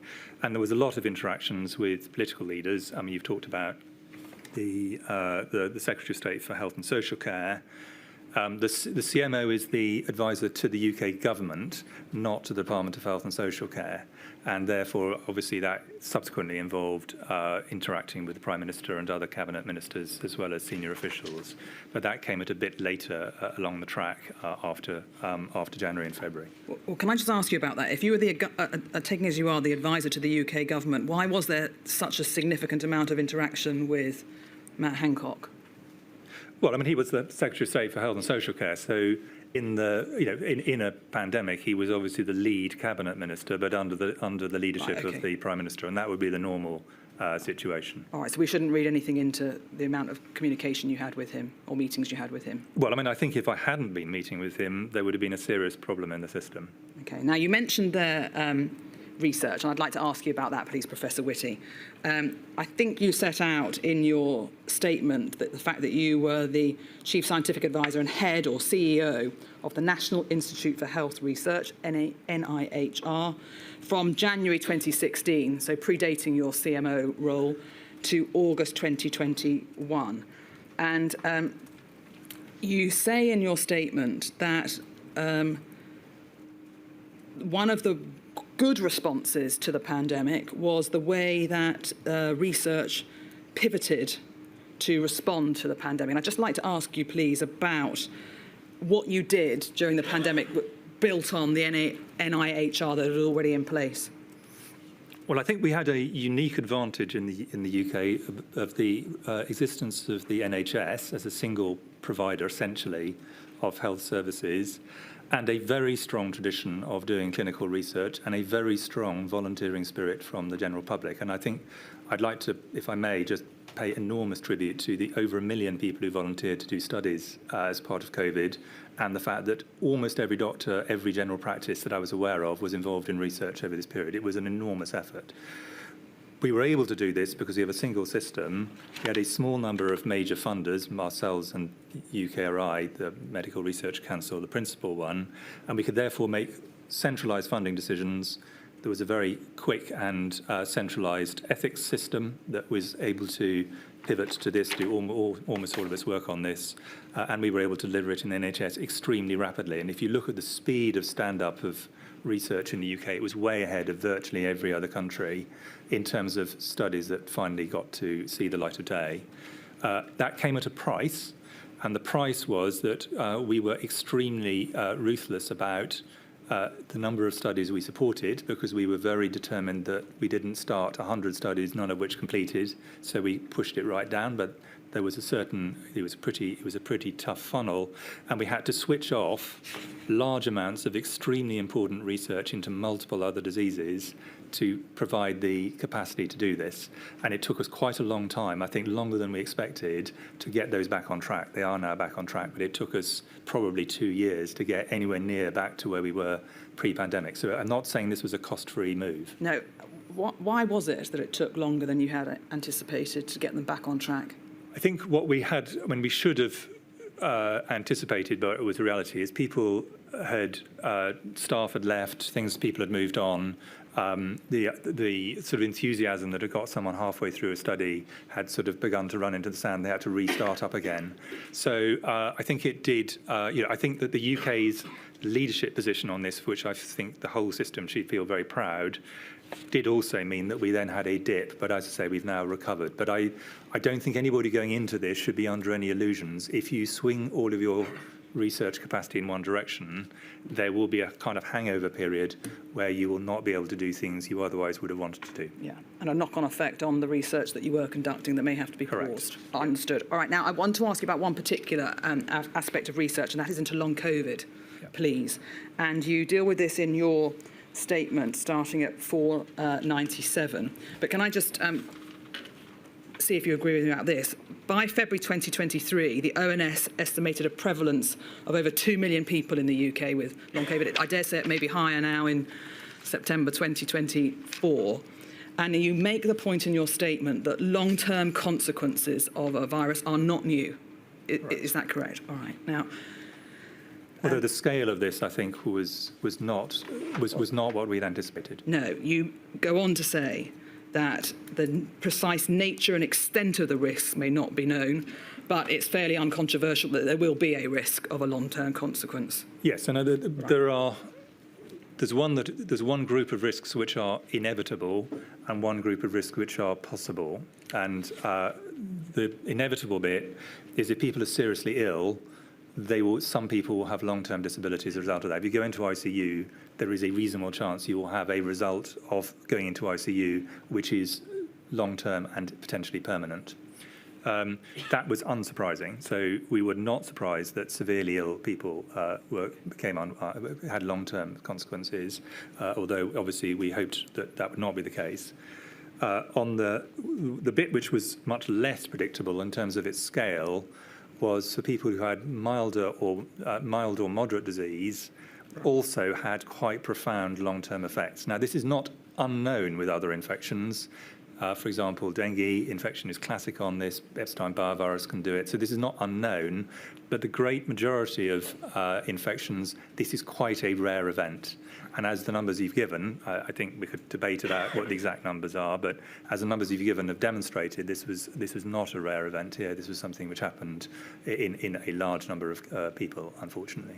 It was obvious, though, was it not, certainly by March, that there were people falling severely ill with COVID. One has to think back at images of Italy and our counterparts across Europe. Given that it is inevitable that some people who are severely ill may suffer a long-term consequence, do you think there was strong enough messaging or communication of the long-term risks to the public when we went into lockdown, for example? I don't think that any different messaging would have led to any different behaviours. I think at the point when we actually started off in COVID, the key, what you don't want to do is overload large numbers of messages which don't lead to a particular change. The key thing we were trying to say is we've really got to stop this epidemic in its tracks to the best of our ability. I don't think there was any evidence that that message wasn't heard loud and clear by the general public, and they acted incredibly responsibly and incredibly quickly as a result of that. Whether adding this component to it would have actually been important, I think is a pretty open question, and I'm not sure I'd be convinced by that. Of course. Since it was a speculative. No, I follow that, but you can't say that it wouldn't have had an impact because we don't know what impact it would have had if it had been given. I'll tell you what I wanted to ask you was, do you think in the event of a future pandemic, you should be warned? Try to keep yourself safe, because if you get it, you might die. If you don't get it, you may still suffer a long-term health consequence. That could be as bad as X. We don't know yet how bad it will be, but why do you think that messaging might not land with the public in the future? Well, I think there's a thing we definitely should use to bear in mind in the future, and there's something which I'm a bit more cautious about. I worried at the beginning, I still worry actually in retrospect, about did we get the level of concern right? Were we either over-pitching it so that people were incredibly afraid of something where in fact their actuarial risk was low, or were we not pitching it enough and therefore people didn't realise the risk they were walking into? I think that balance is really hard, and arguably some people would say we, if anything, overdid it rather than underdid at the beginning. I'm just saying that there's a range of opinions on that. So I'm not certain that loading an additional risk on would in itself be useful. However, I think that the thing which this firstly blows an absolute hole in, if it need any further, is the arguments of things like the Great Barrington Declaration, that all you need to do is to isolate a few people and everyone else can just carry on with their lives because they're at limited risk. That is obviously not true in this case, and those kind of arguments, I think, are not strong ones to advance in any future pandemic unless you can demonstrate it. And I think we probably should have been swifter off the mark in spotting long COVID as it emerged, although I think we were relatively quick, and it wasn't obvious we could have done something different as a result, because the main thing we could do at the beginning, before we understood it slightly better, was to reduce the amount of COVID. If you don't get COVID, you don't get long COVID. Given the uncertainty as to whether a new virus might have long-term consequences, how bad those long-term consequences might be, do you think there can ever be a pre-pandemic plan put in place to try and mitigate the risk of long-term consequences? I don't think I don't think in the narrow sense of you can reasonably predict what the long-term consequences will be and then have something ready to go for that situation. What you do need to have is an open mind that this may well happen, and then try and work out what are the skills in the health service that are going to need to be shifted towards this. So, for example, some of the, in my opinion, and I don't think this is controversial, long COVID actually is made up of more than one syndrome. I think probably at least 3. And one of them is very specific to COVID for sure. It's not an overlap with other areas. We didn't have the skills for that, and we had to develop them over a period of time. Is that what you set out at your paragraph 4/109? Sorry. It's all right. It's page 63 of your statement, Professor. I'll get there eventually, but if you read it out to me, then I... Yeah, you say separately there is in some patients an overlap with the post-infectious chronic fatigue syndromes, for example, that which may occur after Epstein-Barr virus or dengue fever. There is certainly another group of symptoms which occur after COVID, which seem relatively specific to this infection and have some similarity with postural orthostatic, I can't say it, orthostatic. Thank you, tachycardia syndrome. Just help. Is that what you were talking about there? Yes, so the 3 which I'm saying, and I think it's probably more than that, and it's, actually maybe then explain why it's important to do this, is a post-severe disease syndrome, variety of ones, a post-infectious chronic fatigue syndrome, which is a very real and very debilitating situation. I used to do clinics where many of the patients I cared for had this from other infections pre-COVID, so I'm well aware of the very profound effects this can have. And then this relatively specific group of symptoms which we hadn't seen previously after other infections. But there may well be other subdivisions within that, and there's probably overlap there. Why I think this is important to differentiate these, if I may just expand that slightly, is that particularly when it comes to treatment, the treatments may well be very different for those different syndromes. And if you lump them together, you may miss a treatment that's highly effective in one but not the others, or start giving treatments which actually have potential side effects that are rather disadvantageous to people who are unlikely to benefit. So working out what the syndromes are is very important for the subsequent management, treatment and hopefully recovery of people who have long COVID. I'm getting messages about slowing you both down. I know. I'm so sorry. It's my fault, Professor. Let me just go back to where I was, which was actually about research into long COVID, please. And can you just, I think, set out in your statement that over £50 million was spent on long COVID research projects. Are you able just to give us a brief summary of the value of what you learned from those research projects, please? Yeah, so they came in initially in broadly 3 waves. It's ongoing and there's a large international effort, although the UK has quite a large proportion of the long COVID research at the moment. There was initially even before this, I requested a systematic review to look at what we knew about this, and that was important because it helped inform our understanding, inform clinical management subsequently. I think that was, from memory, that was around about June I asked for that. 2020. 2020, yeah. There was an initial large study which was really looking at people who had severe disease in hospital, so that's an important subset of people who have long COVID. And then there were subsequently 2 waves of additional studies which were looking both at understanding its biology, because that helps to identify what might be treatment, and trying out some of the early potential treatments that might be useful. We're quite early in our understanding at the moment. I think that we're not yet at the point, in my view, where we can say with confidence, if you have this particular syndrome, here is a treatment that is going to have this particular effect. So, but I think it is absolutely an area we need to continue to do a lot of research in, because there are clearly a lot of people affected and will continue to be.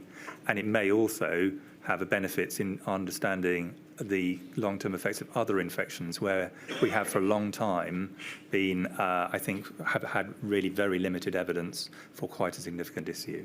And is there research that is ongoing in relation to long COVID? There's a very active long COVID research group led by Professor Kamlesh Kunti, who I think has given evidence, or is going to be giving evidence to this inquiry for other purposes, but many other people are involved in it. And We've also got, obviously, links internationally, as with all science. I helped to broker some of those with Admiral Levine, who's my counterpart in the US, to make sure, for example, that the US and UK efforts were properly coordinated, as an example, because they've put quite a lot of resource into this. Can I ask you this in relation to long COVID as well? You say you were involved in trying to assess whether data coming from studies implied that countermeasures, and in particular vaccines, reduce the incidence or severity of long COVID.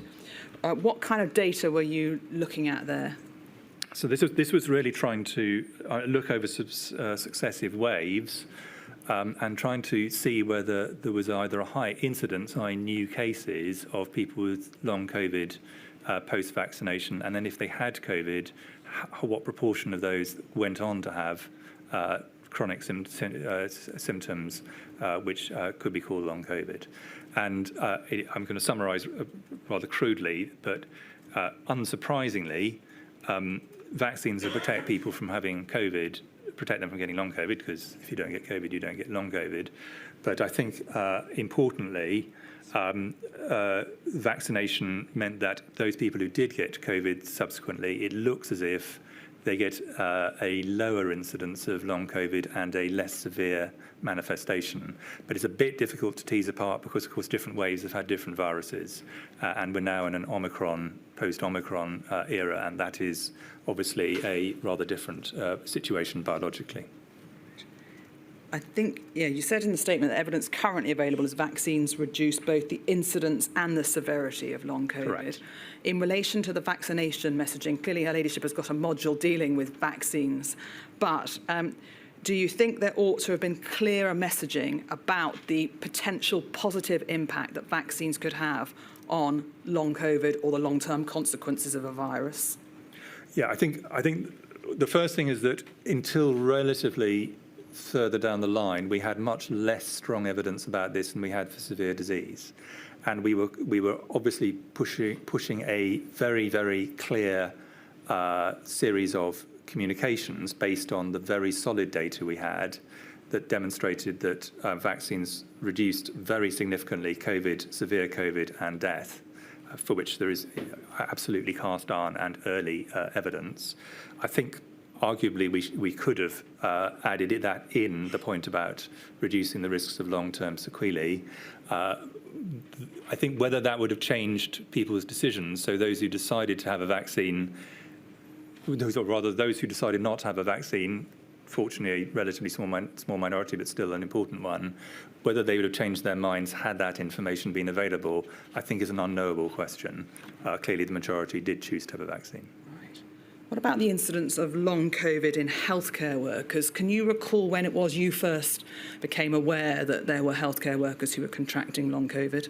Almost as soon as I was aware, initially with individual cases of people you just knew, and then increasingly what in medical terms called case series, just a group of people, and then wider studies. But unsurprisingly, healthcare workers had exactly the same risks of long COVID as the general population, similar to them in age, gender, ethnicity, and so on. Are you aware if there was any monitoring of the numbers of healthcare workers that were suffering with long COVID? Not that I saw. I had quite a lot of data from, for example, ONS, you've quoted that, and others looking at long COVID in the general population. It's possible that NHSE kept those data. I didn't see them. Did you yourself provide any advice or support to those that you knew who were suffering from long COVID? Well, I think all of us, I suspect everybody listening, not just those who have a particular interest in this inquiry, actually, would know people who had long COVID, and all of us therefore interacted with them as friends, as colleagues, as you would hope. I'm asked to ask you this.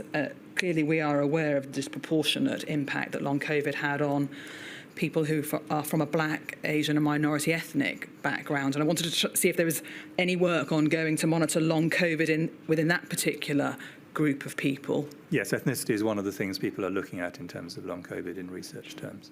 And do you know yet if there is a link between the disproportionate impact of COVID on the BAME community and the rate at which they contract long COVID? I think what's not clear, at least in my view, is that increased rates of COVID in a pre-vaccine era, which are one of the things that was very important in understanding early on, led to an increased rate of long COVID, unsurprisingly, irrespective of anything else, in people from Black, Asian and other minority ethnic groups.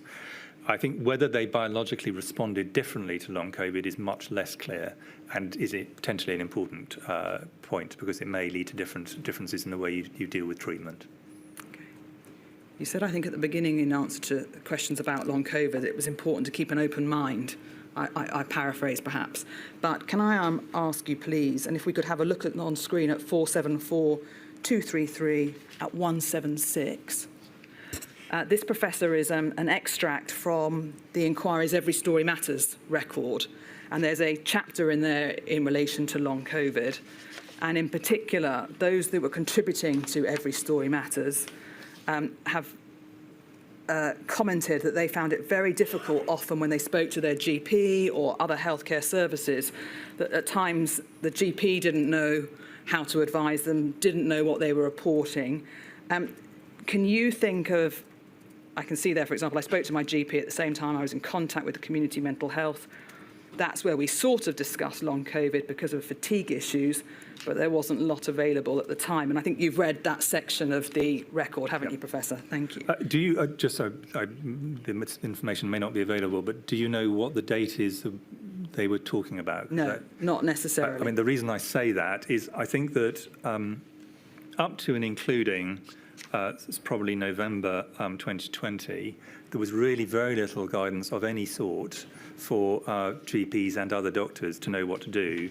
NICE then produced some guidance, and after that point, I would hope that there was, through a trusted source based on systematic reviews, on the limited information we had, at least we had a starting point to actually help our medical and other healthcare professionals to support people. I would be very disappointed if people didn't take it seriously or did not believe them. I think but I can understand entirely why GPs and other healthcare professionals found, now what do I do, a much harder question until we had systems in place. Well, if it helps you, although we don't have precise dates for those who are whose quotes are recorded here, if we just look at the opening paragraph and the final sentence, certainly the way this has been summarised is that early in the pandemic, contributors living with long COVID said it was challenging to find any information, advice or treatment, which may chime with the answer that you've just given. I think that is absolutely clearly true. And can you think now of any way we can better advise clinicians in their response to potential long-term impacts? Well, I think that this is, the first thing that's very important is to hear what people have to say and understand it and believe it as a starting point. I think then the question is, are they people who are going to benefit from relatively specific or more generalised specialist support? For example, long COVID clinics were set up as part of the response. The point we started to, I think, really fully understand what we should be doing from about November 2020, and that expertise now exists, and it's multidisciplinary because there are many different aspects to this. Or there might be someone who had a very specific thing, which might be around physical disabilities or others. And then I think there's also an important point for people to understand that the longer-term outlook for people with long COVID varies very significantly. Some people make a almost or complete recovery relatively soon, as in a matter of weeks to months, having had undoubtedly long COVID as defined by any area, and others have a much longer course or indeed see no improvement. And I think understanding that range is very important, but it needs to be laid out with the strong caveat, as I say, we are in the foothills of our understanding of this important set of syndromes. Can I turn to shielding, please, and certainly make a start on that topic before perhaps we take our lunchtime break? That is dealt with in your section 9, Professor, of your statement, and you set out there that it was SAGE that recommended shielding of the most at-risk patients in early 2020. and it was the role of your office to lead the development of the definition of both clinically extremely vulnerable and indeed those who are clinically vulnerable. Yeah. You have helpfully included a timeline in your statement. I'm not going to go through every entry, but there will be a couple of dates that I'd like to ask you about. But can I deal firstly with clinically extremely vulnerable, yeah, and then deal separately with clinically vulnerable? And really the identification of the conditions that gave rise to CEV status. And perhaps if we call up on screen your actual statement, it would be easier to do it that way. And could we have INQ 410-237_86? And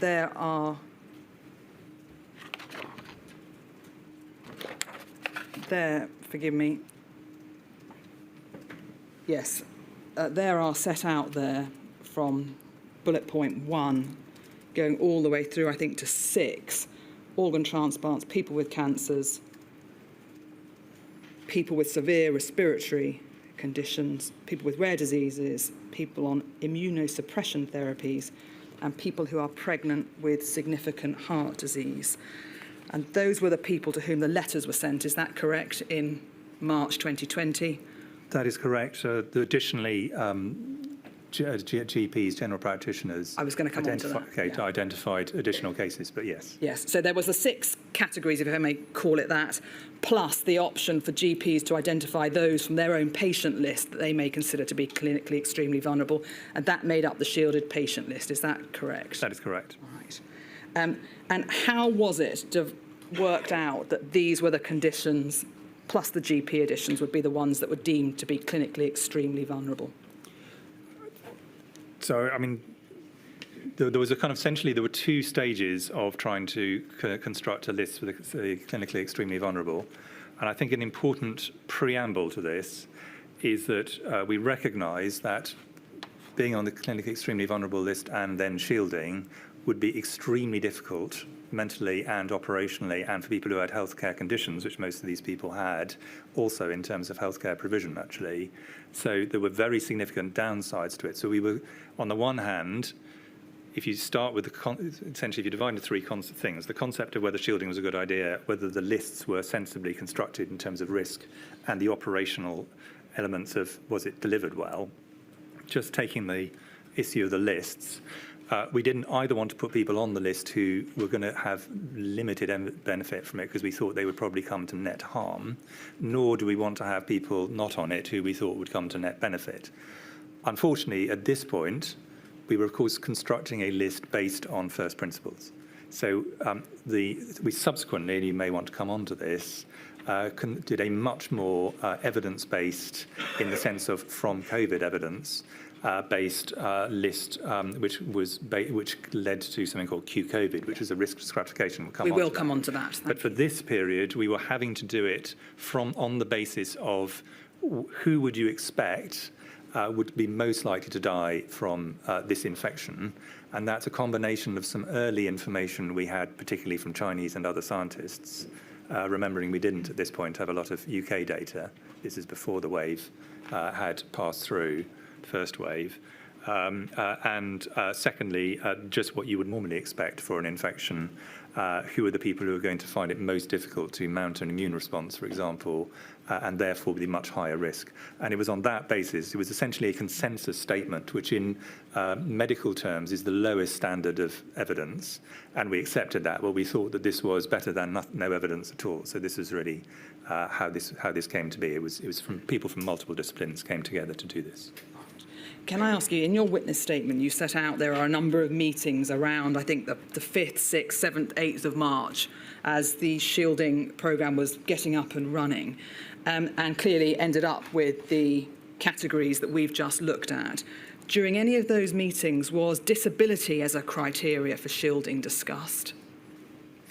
The whole, I mean, I can't recall absolutely everything that was put as a possibility.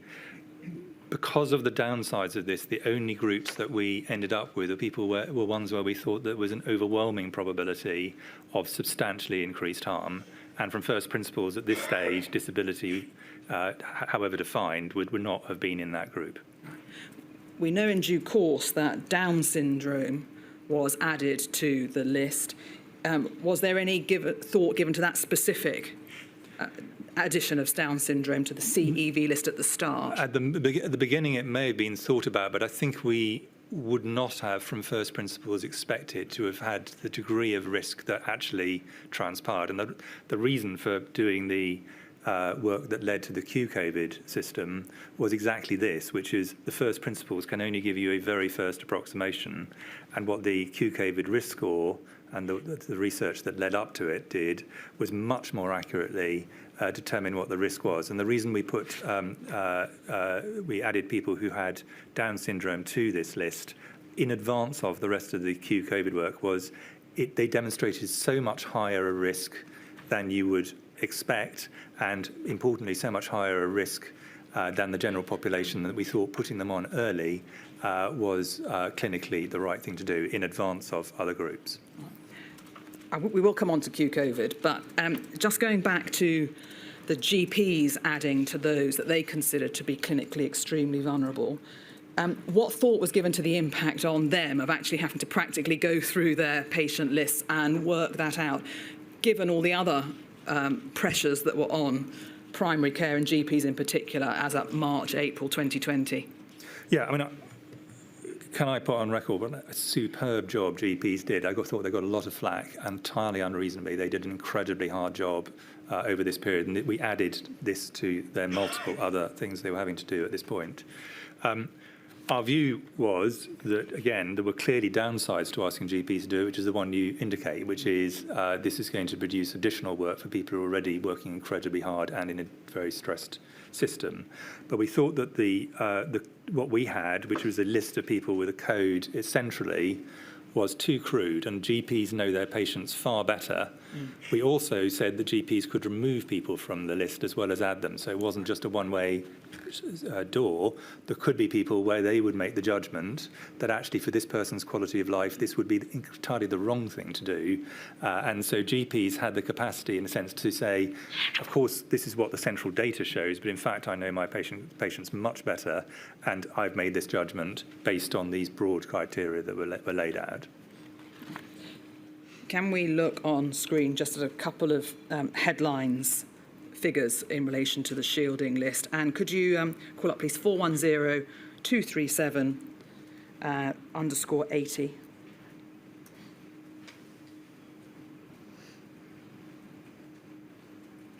And here is the timeline that you've helpfully set out. Just pausing there, 18th of March, the UK CMOs agree the criteria as we've just looked at. The letters started going out then shortly thereafter. Shielding was announced by the Secretary of State for Housing, Communities and Local Government on the 22nd of March. We went into lockdown the next day. And you can see that by the 7th of May, if we just scroll down, at that point there were 2.2 million people who were deemed to be CEV. And I won't go through the various additions between the announcement as to shielding and where we got to on the 7th of May. If we go over, please, to the 1st of August, please.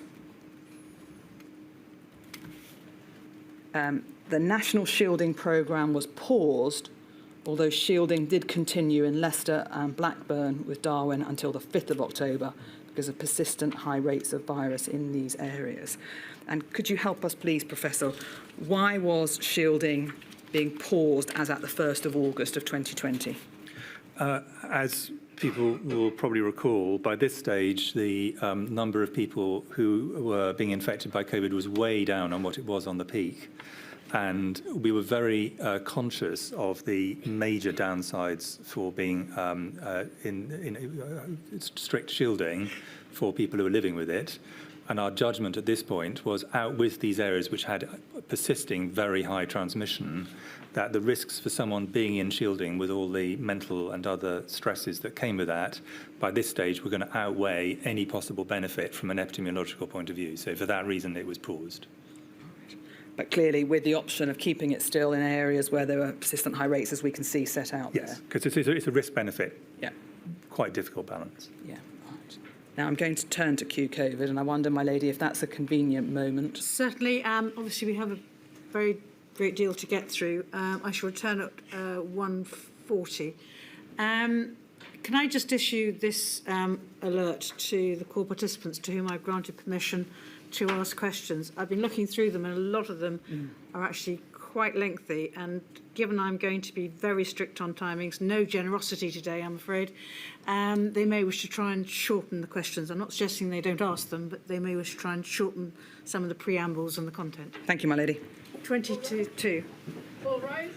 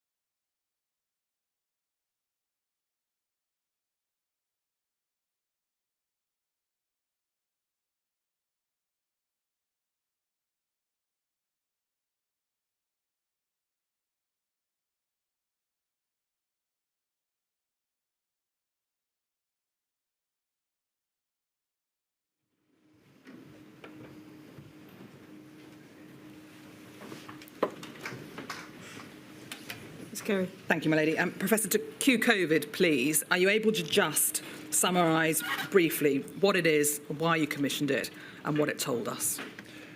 Thank you. The point of QCOVID was to do a much more accurate assessment of risk for people dying of COVID. The immediate aim was to help to make the shielding list a much more accurate tool, and based on individual risk, including things like ethnicity and deprivation. So it wasn't just on individual diseases, which the previous list had been. It subsequently became arguably even more important in that it helped us to identify people who had accelerated vaccination when that happened. So it had two uses in practical terms. Pause there. Did it, in fact, identify a further 1.7 million patients who ended up being added to the shielded patients list? Correct. And was it as a result of the work that QCOVID had undertaken that you and your fellow CMOs decided that Down syndrome should be added to the CEV list? That's correct. I think that was according to your timeline, that Down syndrome was added in September 2020. Yep. The additional 1.7 million were added in February 2021. And I suppose it begs the question, do you think, therefore, perhaps that was too late for that rather large cohort of people who should have been shielding? Yeah, I think the first thing is to acknowledge that this was extremely difficult to do because it involved data from multiple sources. But the big delay in this was actually principally in being able to pull the data from multiple sources together.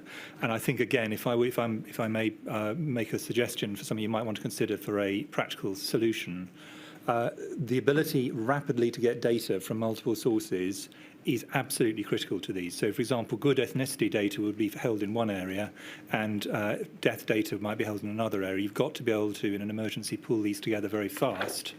And only if you can do that can you end up with accurate risk stratification based on individual risk rather than very broad categorizations. Do you think that the addition of so many people in 2021 erodes or undermines the credibility of those that were asked to shield back in March 2020? No, I certainly don't think so for the ones who shielded in 2020. Of course, it was very difficult to work out whether the risk, individual risk for people who had shielded because they were in a different category already. So that is a weakness of the way we did it in two stages, but I don't think there was an alternative to that. But I certainly think it was reasonable to have a first pass and then sensible to have a second, much more individually based risk subsequently. All of us would have preferred to been able to do that a bit faster. I think you say at your paragraph 9.23, of the 1.7 million QCOVID cohort, 86% had an ethnicity recorded, of whom 36% were non-white, compared to 17% of non-white ethnicity recorded in the adult population. Just help me with that in I think lay speak. Yeah, in broad terms, what that means, and this is unfortunately unsurprising given what happened, is that people with from ethnic minority populations were overrepresented in the population, first point, but secondly, that we didn't have complete ethnicity data. So even putting data from multiple areas together, we didn't end up in a place where we were able to say with confidence what self-assigned ethnicity was for everybody. And ethnicity is a complex issue, but obviously the ideal is self-assigned, where people have identified themselves which ethnic group they belong to.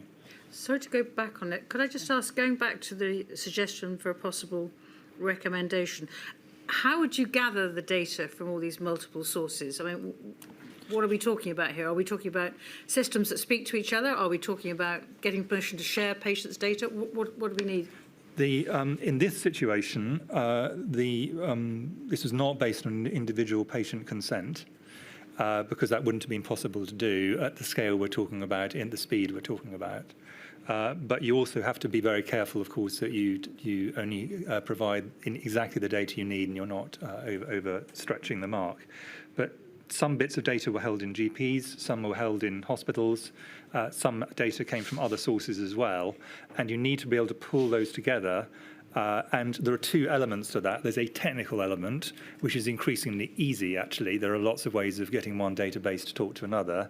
And then there is a legal and societal issue, which is, do we want to do this? Now, I think under all ordinary circumstances, the expectation level, I think, of legal barriers to it is high, and that's a societal choice. But in an emergency, the ability to, within the law and within parliamentary consent, merge these data sets together, the faster you can do that, the faster you can start to provide accurate information that helps to identify those who are most at risk. Thank you. And I will slow down, apologies. No, it's all right. There are variations across the UK then as to who was added when it was paused, stopped. And I'm just going to ask you about 15th of September 2021, the shielding programme closed. Is that correct? Correct. Whose decision was that? Well, because I'm pausing, I can say with confidence, not mine. I can't remember. I think that was a sort of a variety of people came together. But by this stage, I think it was reasonably clear, given the much lower mortality and the fact that almost everybody who chose to was double vaccinated by this stage, that the disbenefits of being shielded, which are isolation, mental health issues and others, were likely to outweigh the benefits for virtually everybody. Did you have any involvement in putting support in place for those who had been shielding up to then and therefore were no longer shielding? No, I mean, I said there were three elements. There was the conceptual, was this a good idea, which SAGE led. I was co-chair of SAGE, so I can absolutely speak to that. There was the who is in the greatest risk, which we've just spoken about, but the actual delivery of this was done by other departments, actually, not even other bits of the Department of Health. It was done by the local government, communities department, and by DEFRA, who I think did a great organisational job, but that was a completely separate issue. And then there were issues of financial support for people who otherwise would have been working. I'd like to ask you about support there, because I think you received an email, one of which we've got in our bundle. Can I call up on screen INQ 74822? And in February of 2022, you were emailed by someone who had been on the deemed clinically extremely vulnerable. And if we could go on to the second page, once he set out that he was one of millions who were CEV, he says in that, I say he, maybe a she, they say in the document that they followed the instructions rigorously, that meant for them sacrificing contact with family, young grandsons, reducing their previously busy and fulfilling life to a miserable and empty nothing. And if we go a little bit further down the page to the paragraph that starts, and still nothing, he says, and still nothing, no information, no perspective, no parameters. Instead, it's simply been announced that all restrictions will be ended within the month. We've not heard from or seen either yourself or Mr. Vallance for months. You seem to have disappeared entirely, and your advice and knowledge either ignored or suppressed. I, for one, am angry, resentful and fearful. Am I and the millions like me to presume that the government and the health authorities have simply decided that we are not worth keeping informed? How do I go about making a practical assessment of the risks to myself of the ending of restrictions? I feel entirely disregarded. I assume that wasn't the only correspondence. No, I mean, I tried to make myself relatively available, so people email me on multiple different routes. And this was typical of quite a lot of people who'd been shielding. I think it demonstrates at least two things, probably more. I mean, the first of which is that although shielding had some very important, at least conceptual advantages, might come back to the evidence base of that subsequently, but the reasons for it were sensible in concept, and I thought was executed reasonably well when it was set up. As an outsider, I thought it was an extraordinary logistical exercise.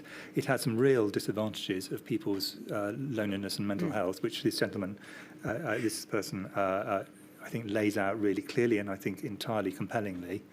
And then secondly, I think this was a period when there was much less information in the general public. I mean, Sir Patrick Vallance and I only appeared on TV if we were asked to by the government. It wasn't a choice. They choose to or they don't. And this was mainly, I think, an issue of you cannot over-communicate in a situation like this where someone has been essentially taken out of society and information is very important. I mean, I tried to get and then signpost to people some information myself, but that's clearly an inadequate and hopeless way of trying to achieve this aim. Can I ask you about one aspect of this email, is the reference to making practical assessments of risks, or risk assessment, to put it another way. How were people who had been shielding and then were told not to practically work out whether they were at risk now or lower risk or higher risk? It just seems very difficult. What thought was given to helping people who were advised to risk assess, how practically to do it?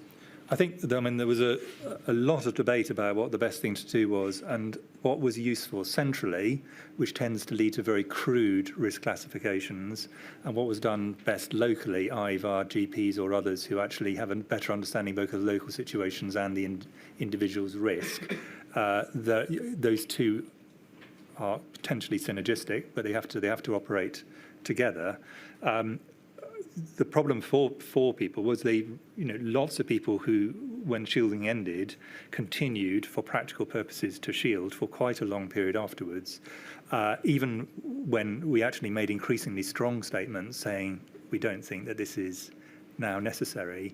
I think people felt that they were at significant risk if they went out, if they met people, if they had other social interactions with inevitable negative consequences. Well, quite, because it occurs to me that there may have been pockets of infection in various parts of the country. So how were they, in an area where COVID was rife, to work out what they should or shouldn't do? Do you think it was a difficult ask? It was a very difficult ask. I mean, I think there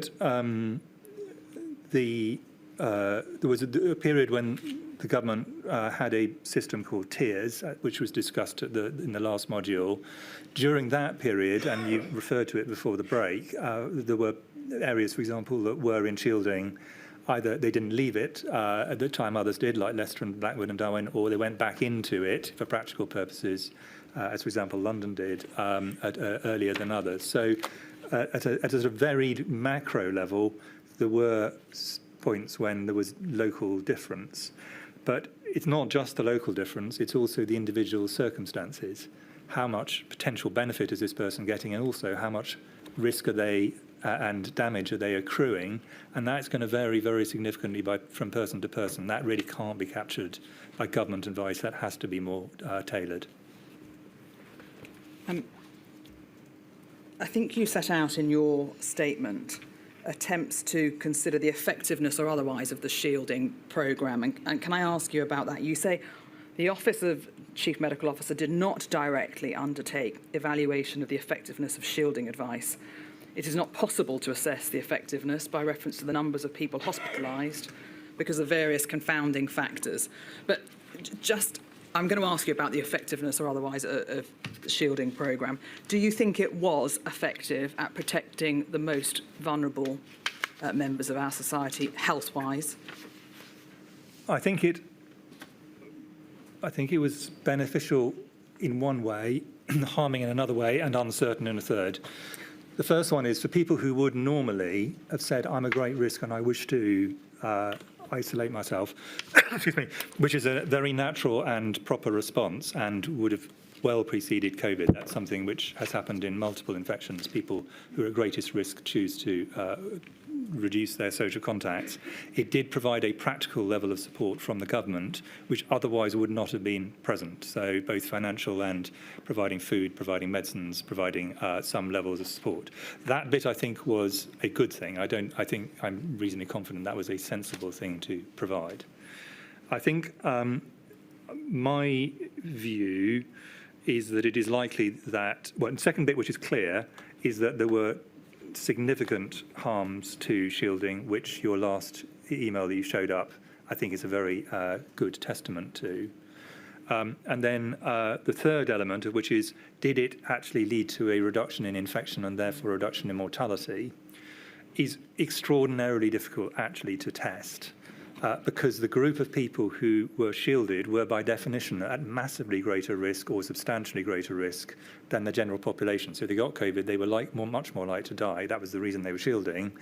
And they often were also people who, because of their care needs, were likely to have multiple contacts that others wouldn't, making the incidence, how many cases there were, also difficult to tell. if it would be helpful, I can give a slightly more technical answer, but that depends whether that's helpful. Well, can I ask you about Professor Snooks's conclusions, and then we'll consider whether we need to descend to the technicalities. Could I have up on screen, please, 474-285_52? And I think you are aware, Professor Whitty, that Professor Snooks has considered some of the evidence and evaluated some of the evidence on the efficacy of the shielding programme. And she concludes at her paragraph 147 and 148, there is no evidence of overall reductions in COVID-19 infection associated with shielding, except in the subgroup of rheumatoid arthritis. There is evidence that hospital-acquired infection was higher in the shielded group, as the mechanism for protecting clinically extremely vulnerable people from serious harm or death during the pandemic is to avoid infection. These results cast doubt on the effectiveness of the shielding policy. She makes the point there is little high-quality evidence on the impact of shielding on mortality, but those researchers that have investigated this have not found consistent or sustained effects. In the majority of studies, mortality has been found to be higher. And she goes on to make the point, of course, that you can't know what would have happened if we didn't shield. Yep. But can I ask you, please, do you agree with those conclusions set out there or not? Well, firstly, I heard that Professor Sooks has just had a medical event, and I'm very sorry. I hope she makes a rapid and full recovery. I mean, she contributed very importantly to the literature of people trying to study this, and her own papers are extremely caveated and make clear the methodological difficulties. And I thought, actually, her expert witness summary of the various evidence was a sensible summary of a complex and rather confusing field. I was quite surprised that she came out with such a strong statement, having come up with such a nuanced set of reviews of the various areas. And I think what I am going to make my technical point, actually, because I think it's important for actually understanding this. In these kind of epidemiological studies, observational studies, what you're trying to work out is the difference, whether a particular exposure leads to a particular outcome. That's simply what it is, exposure and outcome. But there are a bunch of what are sometimes called confounding factors. Those are things you can measure and you can deal with in analysis. But there are other things which are called biases, which you simply cannot deal with by an analytical means. And if you've got a bias in a study, it is essentially going to be very difficult to interpret through to worthless. That's the reality. The difficulty of studies is never finding the exposed group, it's finding the control group. And if the control group is systematically dissimilar in every way from the exposed group you're interested in, then it's basically impossible to actually draw a conclusion. My view is this is, to use something you discussed with Professor Smith yesterday, absence of evidence one way or the other, really, rather than evidence that this did not work. I'm not excluding the possibility that it didn't do what we were intending. I'm not saying that it was highly effective, certainly not saying that. But I just think I wouldn't go as far as Professor Snooks has in the way she's interpreted in this summary. As I say, the rest of her analysis and her own studies I consider very nuanced and appropriately caveated. I'm sorry that was a bit technical, but I thought it was sensible to do that. No, so I suppose it comes to this. In the event of a new pandemic, would you devise a shielding programme again?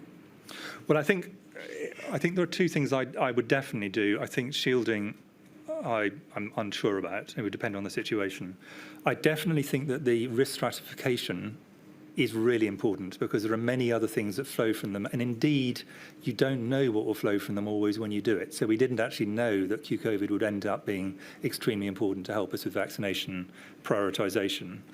And secondly, I do think it's important to put in place a mechanism to support people who rationally have chosen to take themselves out of society to the best of their ability to protect themselves. Whether the particular approach to shielding we took is an appropriate one to use again in a respiratory infection, I honestly don't know. I think it's going to depend on the situation. There are many kinds of pandemic, of course, where it would be completely irrelevant. It wouldn't have helped in HIV, for example, or many other important pandemics. I think it does, and my final point, and I'm going to give it a third kicking, and then hopefully I've done my kicking for it. It demonstrates yet again why the Great Barrington Declaration approach, where you say you can shield the vulnerable and leave everyone else, makes no medical sense, because shielding someone from a respiratory infection is extraordinarily difficult to do. People tried really, really hard here, as you can read from that email and many others that you will have seen in your testimony. And it is important to note that even there, with a highly transmissible respiratory infection, very, very hard. Yeah, I suppose one of the points she's making there is if you don't get nosocomial infection under control and you have clinically vulnerable people who need to go to hospital to manage their underlying infections, it's a pretty dire situation for them. Well, I think I'd go further than that, actually. That was part of the logic of shielding, was we knew that inevitably there would be infections at a higher rate in hospital than out of it, and part of the point was to ensure that people who were at the greatest risk didn't go into hospital at the point of the peak epidemic. In relation to the Great Barrington Declaration, for those who haven't followed, was that October 2020? I can't remember the exact date. It was the autumn of 2020. Yes, but its basic concept was you could shield some people and then let the population, the infection die out of its own accord through others. I've given quite a long critique of it to the inquiry previously, but I'm sort of, in a sense, evidencing the points I made previously. Finally, this on the CEV. Do you think that there should be more advanced planning to help identify either those that might be at risk? I suppose that depends on the type of virus that you're dealing with. Or is there anything you can think of that we could do to help plan a shielding programme in the event that it were needed? I was actually, in this situation, pleasantly surprised by how quickly NHS England, through its digital systems, was able to identify the people we had highlighted as high risk. So I actually thought they did a great job, and that was obviously pre-done. That wasn't done during the pandemic. For the specific risk, though, the QCOVID kind of model, absolutely, you could not do that until you know what the specific risks are. So that has to happen, unfortunately, once you've already got some real data. Clinically vulnerable people, please, Professor. I think, can I show on screen the guidance INQ 348029? This was the guidance that was disseminated on 16th of March of 2020. And I think the list of those that are required is set out. Forgive me, I just turn up my tab on page 2 or 3 of that document. Page 3, please. Now, this is a different category and a wider category. Is that correct? And I think you say in your statement the clinically vulnerable group encompassed approximately 17 million people who were eligible for the vaccine and therefore potentially asked to socially distance. Yeah, so specific, this was, for practical purposes, the same list as for a flu vaccination. Right. For those who are not, haven't reached the age threshold.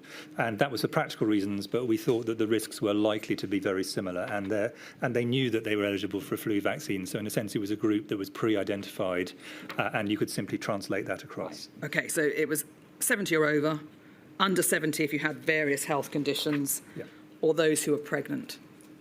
Yes.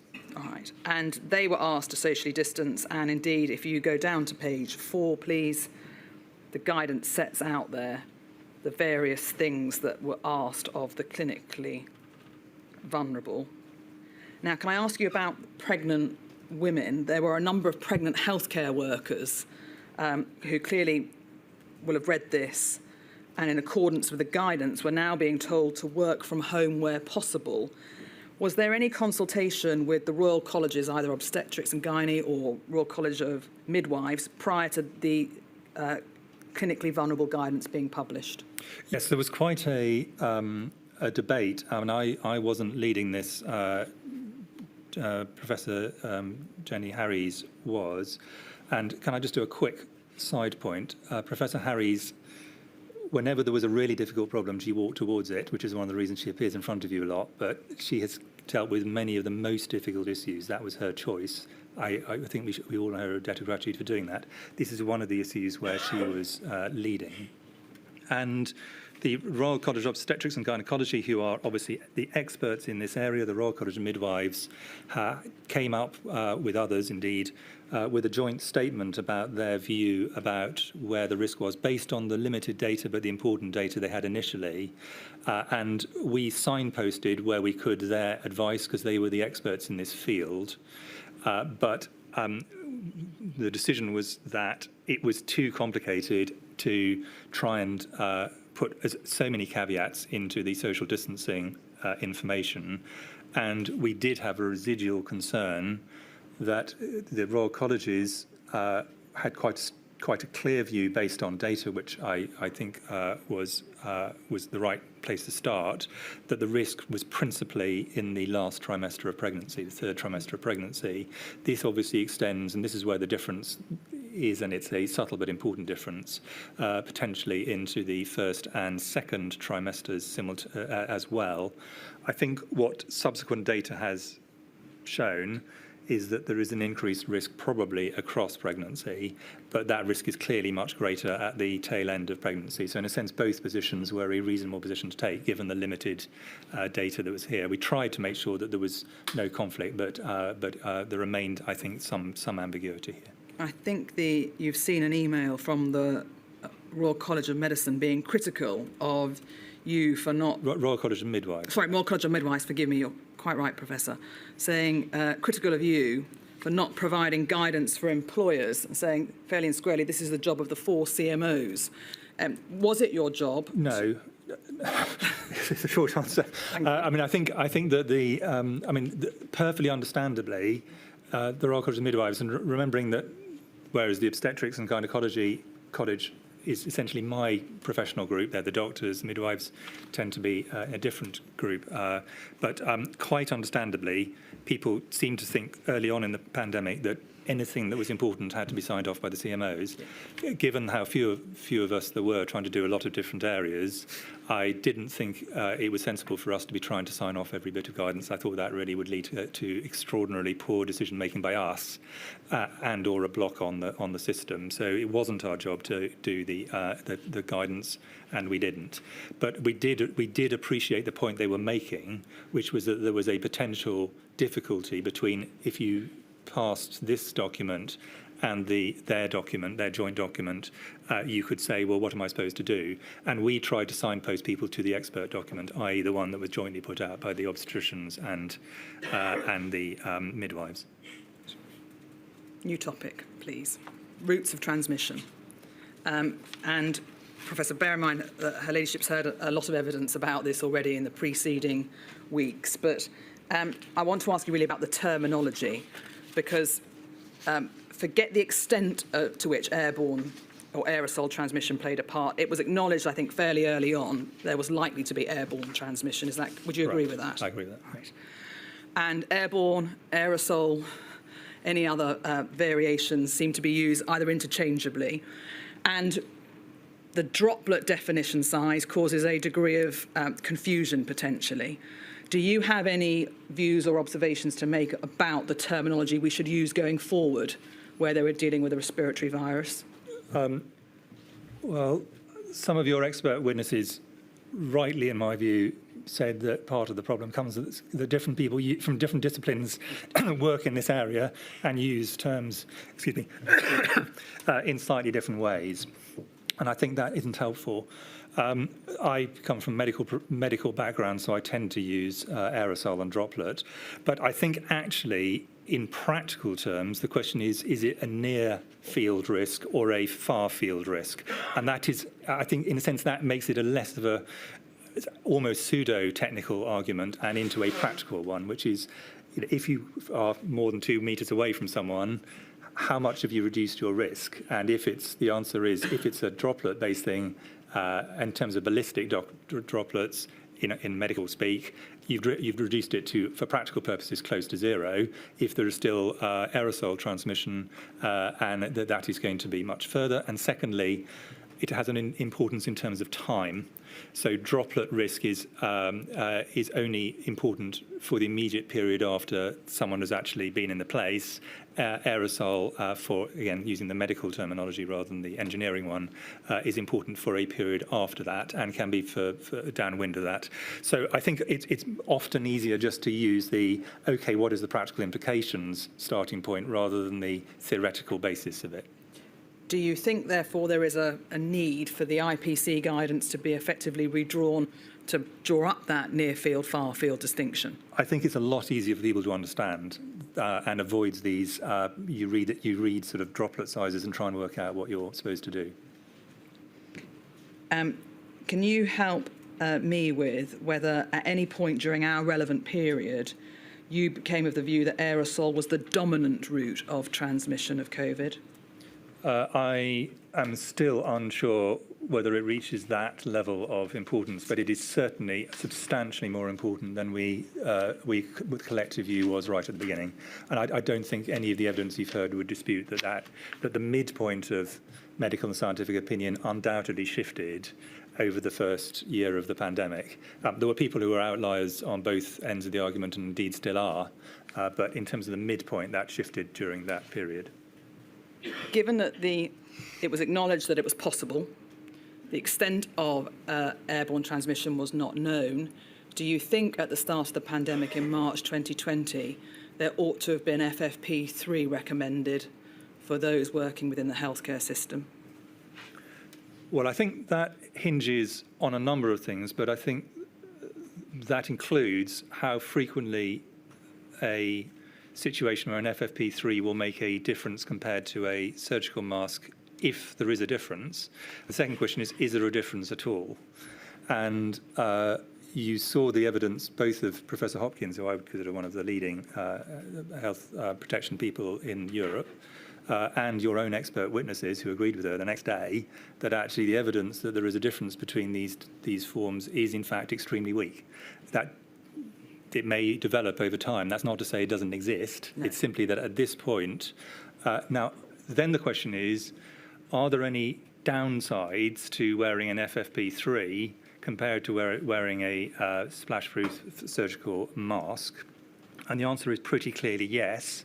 And they form two groups. And there's one group which you've dealt with quite comprehensively, which is the disadvantage to the individual. And I thought it was interesting that what your expert witness said, that when they introduced them in their hospital, people who'd be complaining they wanted them now complain that they didn't want them because they were so uncomfortable. And I would encourage anyone who doesn't believe me to try and wear an FFP3 all working days, day in, day out. It is not easy. It is very uncomfortable. But it's also an additional barrier between clinicians and patients. And patients, I think, sometimes get a bit lost in this. Every layer of PPE can potentially protect healthcare workers. That's the principal goal. But it can also protect patients under certain circumstances. That's also a co-principal goal. But it also provides a barrier between the clinician and the patient. If a mask at all does that, it's much less easy to communicate. FFP3 is harder to hear through. It's harder to express emotions through. Again, there's weak but reasonable research evidence, but it's observationally true. And I worry, I have to say, and I wasn't involved in these, I'm trying to just expand because I think some bits of the debate were well covered previously and some bits were not. If you are hard of hearing, if you've got early dementia, if your first language is not English, actually having people unable to speak clearly and unable to express emotions does have downsides for provision of care. I'm not saying that overweighs it, but I think people have talked rather loosely of, quotes, the precautionary principle. As previously, I consider that is only a useful principle where there are no downsides. Otherwise, you're talking about balance of risk, and balance of risk is a different concept. Quite a lot to take in with that answer, Professor, but let me just ask you about that. We've heard about the discomfort, and in fact more than discomfort, the actual physical marks it leaves on people's faces, the dehydration and the like. But one of the things you say in the technical report is that IPC there helps workforce morale, it supports and reassures clinicians. So forget the science for a moment. If the workforce felt more reassured by wearing FFP3, is there not an argument for enabling that to happen, supplies allowing? Yeah, so I think, so firstly, I completely agree with the point, which as I wrote it, is probably good. Not surprising. And I think that one of the things we got wrong early on in the pandemic is the communications, and I think it goes back to my previous point about confusion, communications within the medical professionals who were giving IPC advice and those who were having to work on the front line meant that there was, I think there was, through a combination of shortages of supplies, which were certainly felt locally, even if they weren't true at a national level, they were certainly true at a local level. plus a concern that the reason that people were giving advice was essentially because of shortages, plus a concern about were they being given adequate protection given the very big risks they were facing. And you heard what Professor Fong was saying. You can see entirely why people get to that. I think that was not as well handled as it should have been, and we should have predicted that and done that better. There's no doubt about that. I'm talking about we collectively rather than we. Can I pause you there? Yeah, I know you're mid. I'm getting to your answer, but I'm trying to explain the reasons for it. But so therefore, I think that what Professor Smith put in place with his colleagues in Scotland and what was advised by Professor Hopkins in her evidence to you is correct, which is it is sensible to say to people, our advice is professionally we don't think this makes a difference, but if you feel this is important for your particular situation, this is available for you. And that might have been tricky right at the beginning because of what was available in the country at that point. But I think in principle, that seems to me a reasonable position to be. The counter-argument to that, and I'm giving a long answer because you've gone over this ground a lot of times, and therefore I want to give you a complete answer, is that some people want to have some freedom to be able to go up above where they want to be. The counter-argument, if you've got stocks that are available everywhere, so leaving aside the zero-sum nature of this, if there's a shortage of stocks, is that quite a lot of people actually want to be told, can you just tell me what it is I'm to do it, and I will do it. And so some people prefer the one and some people prefer the other, and that's the reality. But I personally would give people choice, within reason. Do you consider that FFP3 offers a higher degree of protection from inhalation of aerosols than FRSM? Well, in the sense of, would I use FFP3 if I was going into a room with someone with multi-drug resistant TB? Yes, I do. If I was doing an aerosol generating procedure in a very dangerous disease, yes, I would. Did I use FFP3 when I was on the wards with people with COVID? No, I didn't. I followed the guidance. Had the guidance been FFP3, I'd have followed that. I mean, my view about this is the guidance is usually there for a perfectly logical set of reasons. And when there's a 49%, 51% call, I'm going to go in the hands of people whose professional job this is, which isn't me, and I will follow the guidance. So the answer is I did what was recommended, not out of a point of principle, but just because I think, fine, that's what the experts have recommended, I'm comfortable with that. But people clearly weren't comfortable, and that was our failure, was the fact people did not feel, for understandable reasons, comfortable. Well, that brings me back to something you said a moment ago. You said the comms should have been better. How? What would we do differently next time? Well, I think that there were ultimately, as I say, I think three things which coincided. The first of which was we were, of course, managing a situation where the level of knowledge was extremely weak. So it was very difficult for anyone, hand on heart, to say, well, I'm an expert in this area. I know what COVID is, the risk is, and this is the risk, because actually there was a lot we didn't know. So there was genuine uncertainty. Second problem, and that's going to be different. That's going to be the same the next time round. The second problem was what I referred to earlier, which was I considered there was a confusion about who was leading, at least in England, this area. I was confident it wasn't our team, but I was not clear exactly who it was, and I don't think the people involved were exactly clear, although they were all trying to do their bit. This wasn't an abrogation of responsibility. And that really, I think, made it much harder to come to a clear communications area. And thirdly, there was a real mismatch for many people in frontline and other services between being told there are no problems with stockouts and actually either their immediate experience or, I think in practice more commonly, but nevertheless, importantly, second-hand experience where they would see on Twitter, they would see among their friends stories of, and they would say, well, that can't be true. And that leads to an erosion, a perfectly understandable erosion of trust. So I think these things came together, and I think, I can't emphasize too strongly that this was the area where I think that the breakdown of the otherwise incredibly unified view on COVID was most obvious within the medical and nursing professions. And I think this is clearly something we have to do better next time. I did ask you how. Well, I think that the first thing is we've got to have we've got to have either stocks or the ability to create stocks of all reasonable PPE. Now, on this one, FFP3 is UK standard stock, but obviously for many, many smaller numbers of cases, surgical masks are obviously widely available. We weren't using gowns routinely, so that was a new departure. And of course, we practically had a situation where every country in the world simultaneously wanted a massive increase in this, and some of the countries that were producing it were themselves under strain, China, in fact, being one of them.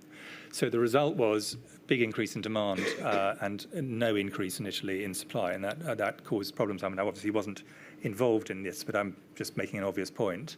So having confidence that you either have the stock or can create the stock, having internal capacity. For example, Germany had much greater capacity to make than we had capacity to make. That's not just a fact.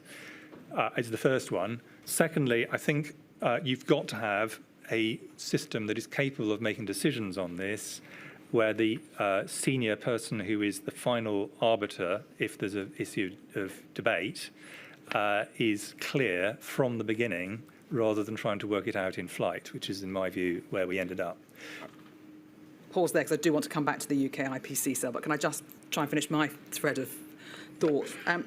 Do you, or would you advocate for further studies to be done to determine the protective nature of FFP3 over FRSM? I think it is sensible to do that, but to acknowledge that it would only be relevant infection by infection. Yeah. So you can't translate something that is in one infection to another, and you need to have quite large numbers.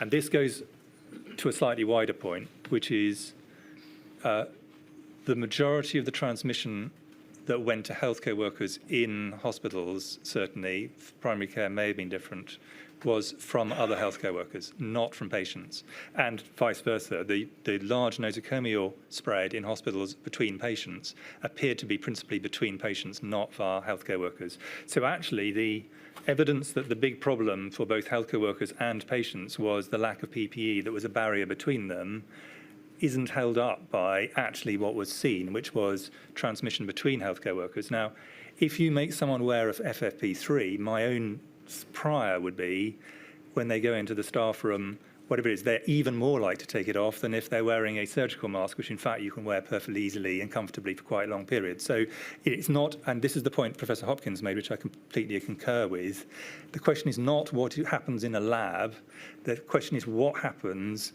when people are using it day in, day out in operational circumstances. And if it doesn't hold out in that situation, it's not doing a heck of a lot of good. I follow that. But in the technical report, I think you commend that lab trials are of evidential value. We've heard of observational studies as well, tending to suggest that FFP3 is more protective than FRSM, and certainly more protective than no mask at all. And I think Sir Gregor yesterday said that observational studies were useful. We appreciate that the ability to do a randomised control trial may be very difficult to determine whether FFP3 is more protective, but having set this hair running, having had 20 years plus of a division between FFP3 and FRSM masks, it now appears during the inquiry we're saying the protective effect may not be quite as we envisaged. I can't help but wonder if we're making it worse for the healthcare workers now, to tell them it didn't matter when it clearly did matter so much during the relevant period. Yes, I think in a sense your hierarchy is exactly right. We need to do the lab studies first, because if there's no lab difference, there won't be any difference in reality, almost certainly. We then need to do the observational studies. Trials are essentially a kind of the gold standard of evidence for clinical medicine and health protection. Trials in this area will be very difficult. They'd have to be large. They have to be what's called cluster randomized. You couldn't do them on individual basis. A variety of things that would be tricky on this potentially. And so, I agree that we need to get a much stronger evidence base.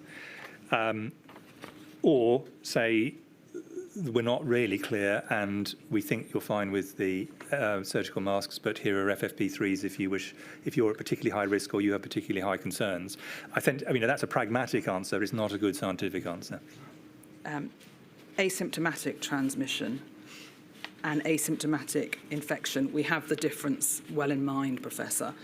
But in the event of a new respiratory virus, should the UK assume asymptomatic transmission until it's shown that the virus does not transmit asymptomatically?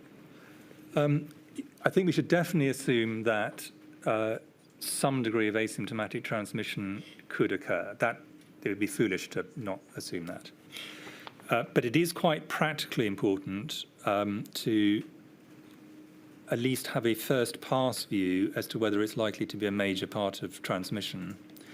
So, for example, quite a lot of our initial public health guidance was for symptomatic people, and the reason for that was to allow people who were not symptomatic to go about their daily business. Had we said everybody is at equal risk of passing something on to you from day one, we would have essentially been saying symptoms are irrelevant, we've got no test for you, sorry. So what you do then, you practically have got some very, very serious societal answers, and the same would be true in the health system. So I'm not saying that it's not reasonable under certain circumstances to assume that under all circumstances to assume it may well occur, and under some circumstances it may well be the prior view should be this is likely to be a major part of it. If we have another COVID-like infection, I think we would now start from the principle that asymptomatic transmission is a significant part, as opposed to starting from the MERS and SARS environment where we started with, actually, this is unlikely to be the case. So I think we've now moved our starting point, that we shouldn't assume that that is a cost-free decision. It is not. It comes with quite significant societal and other costs. UK IPC cell guidance, I just want to touch on it very briefly because you've probably covered it in part.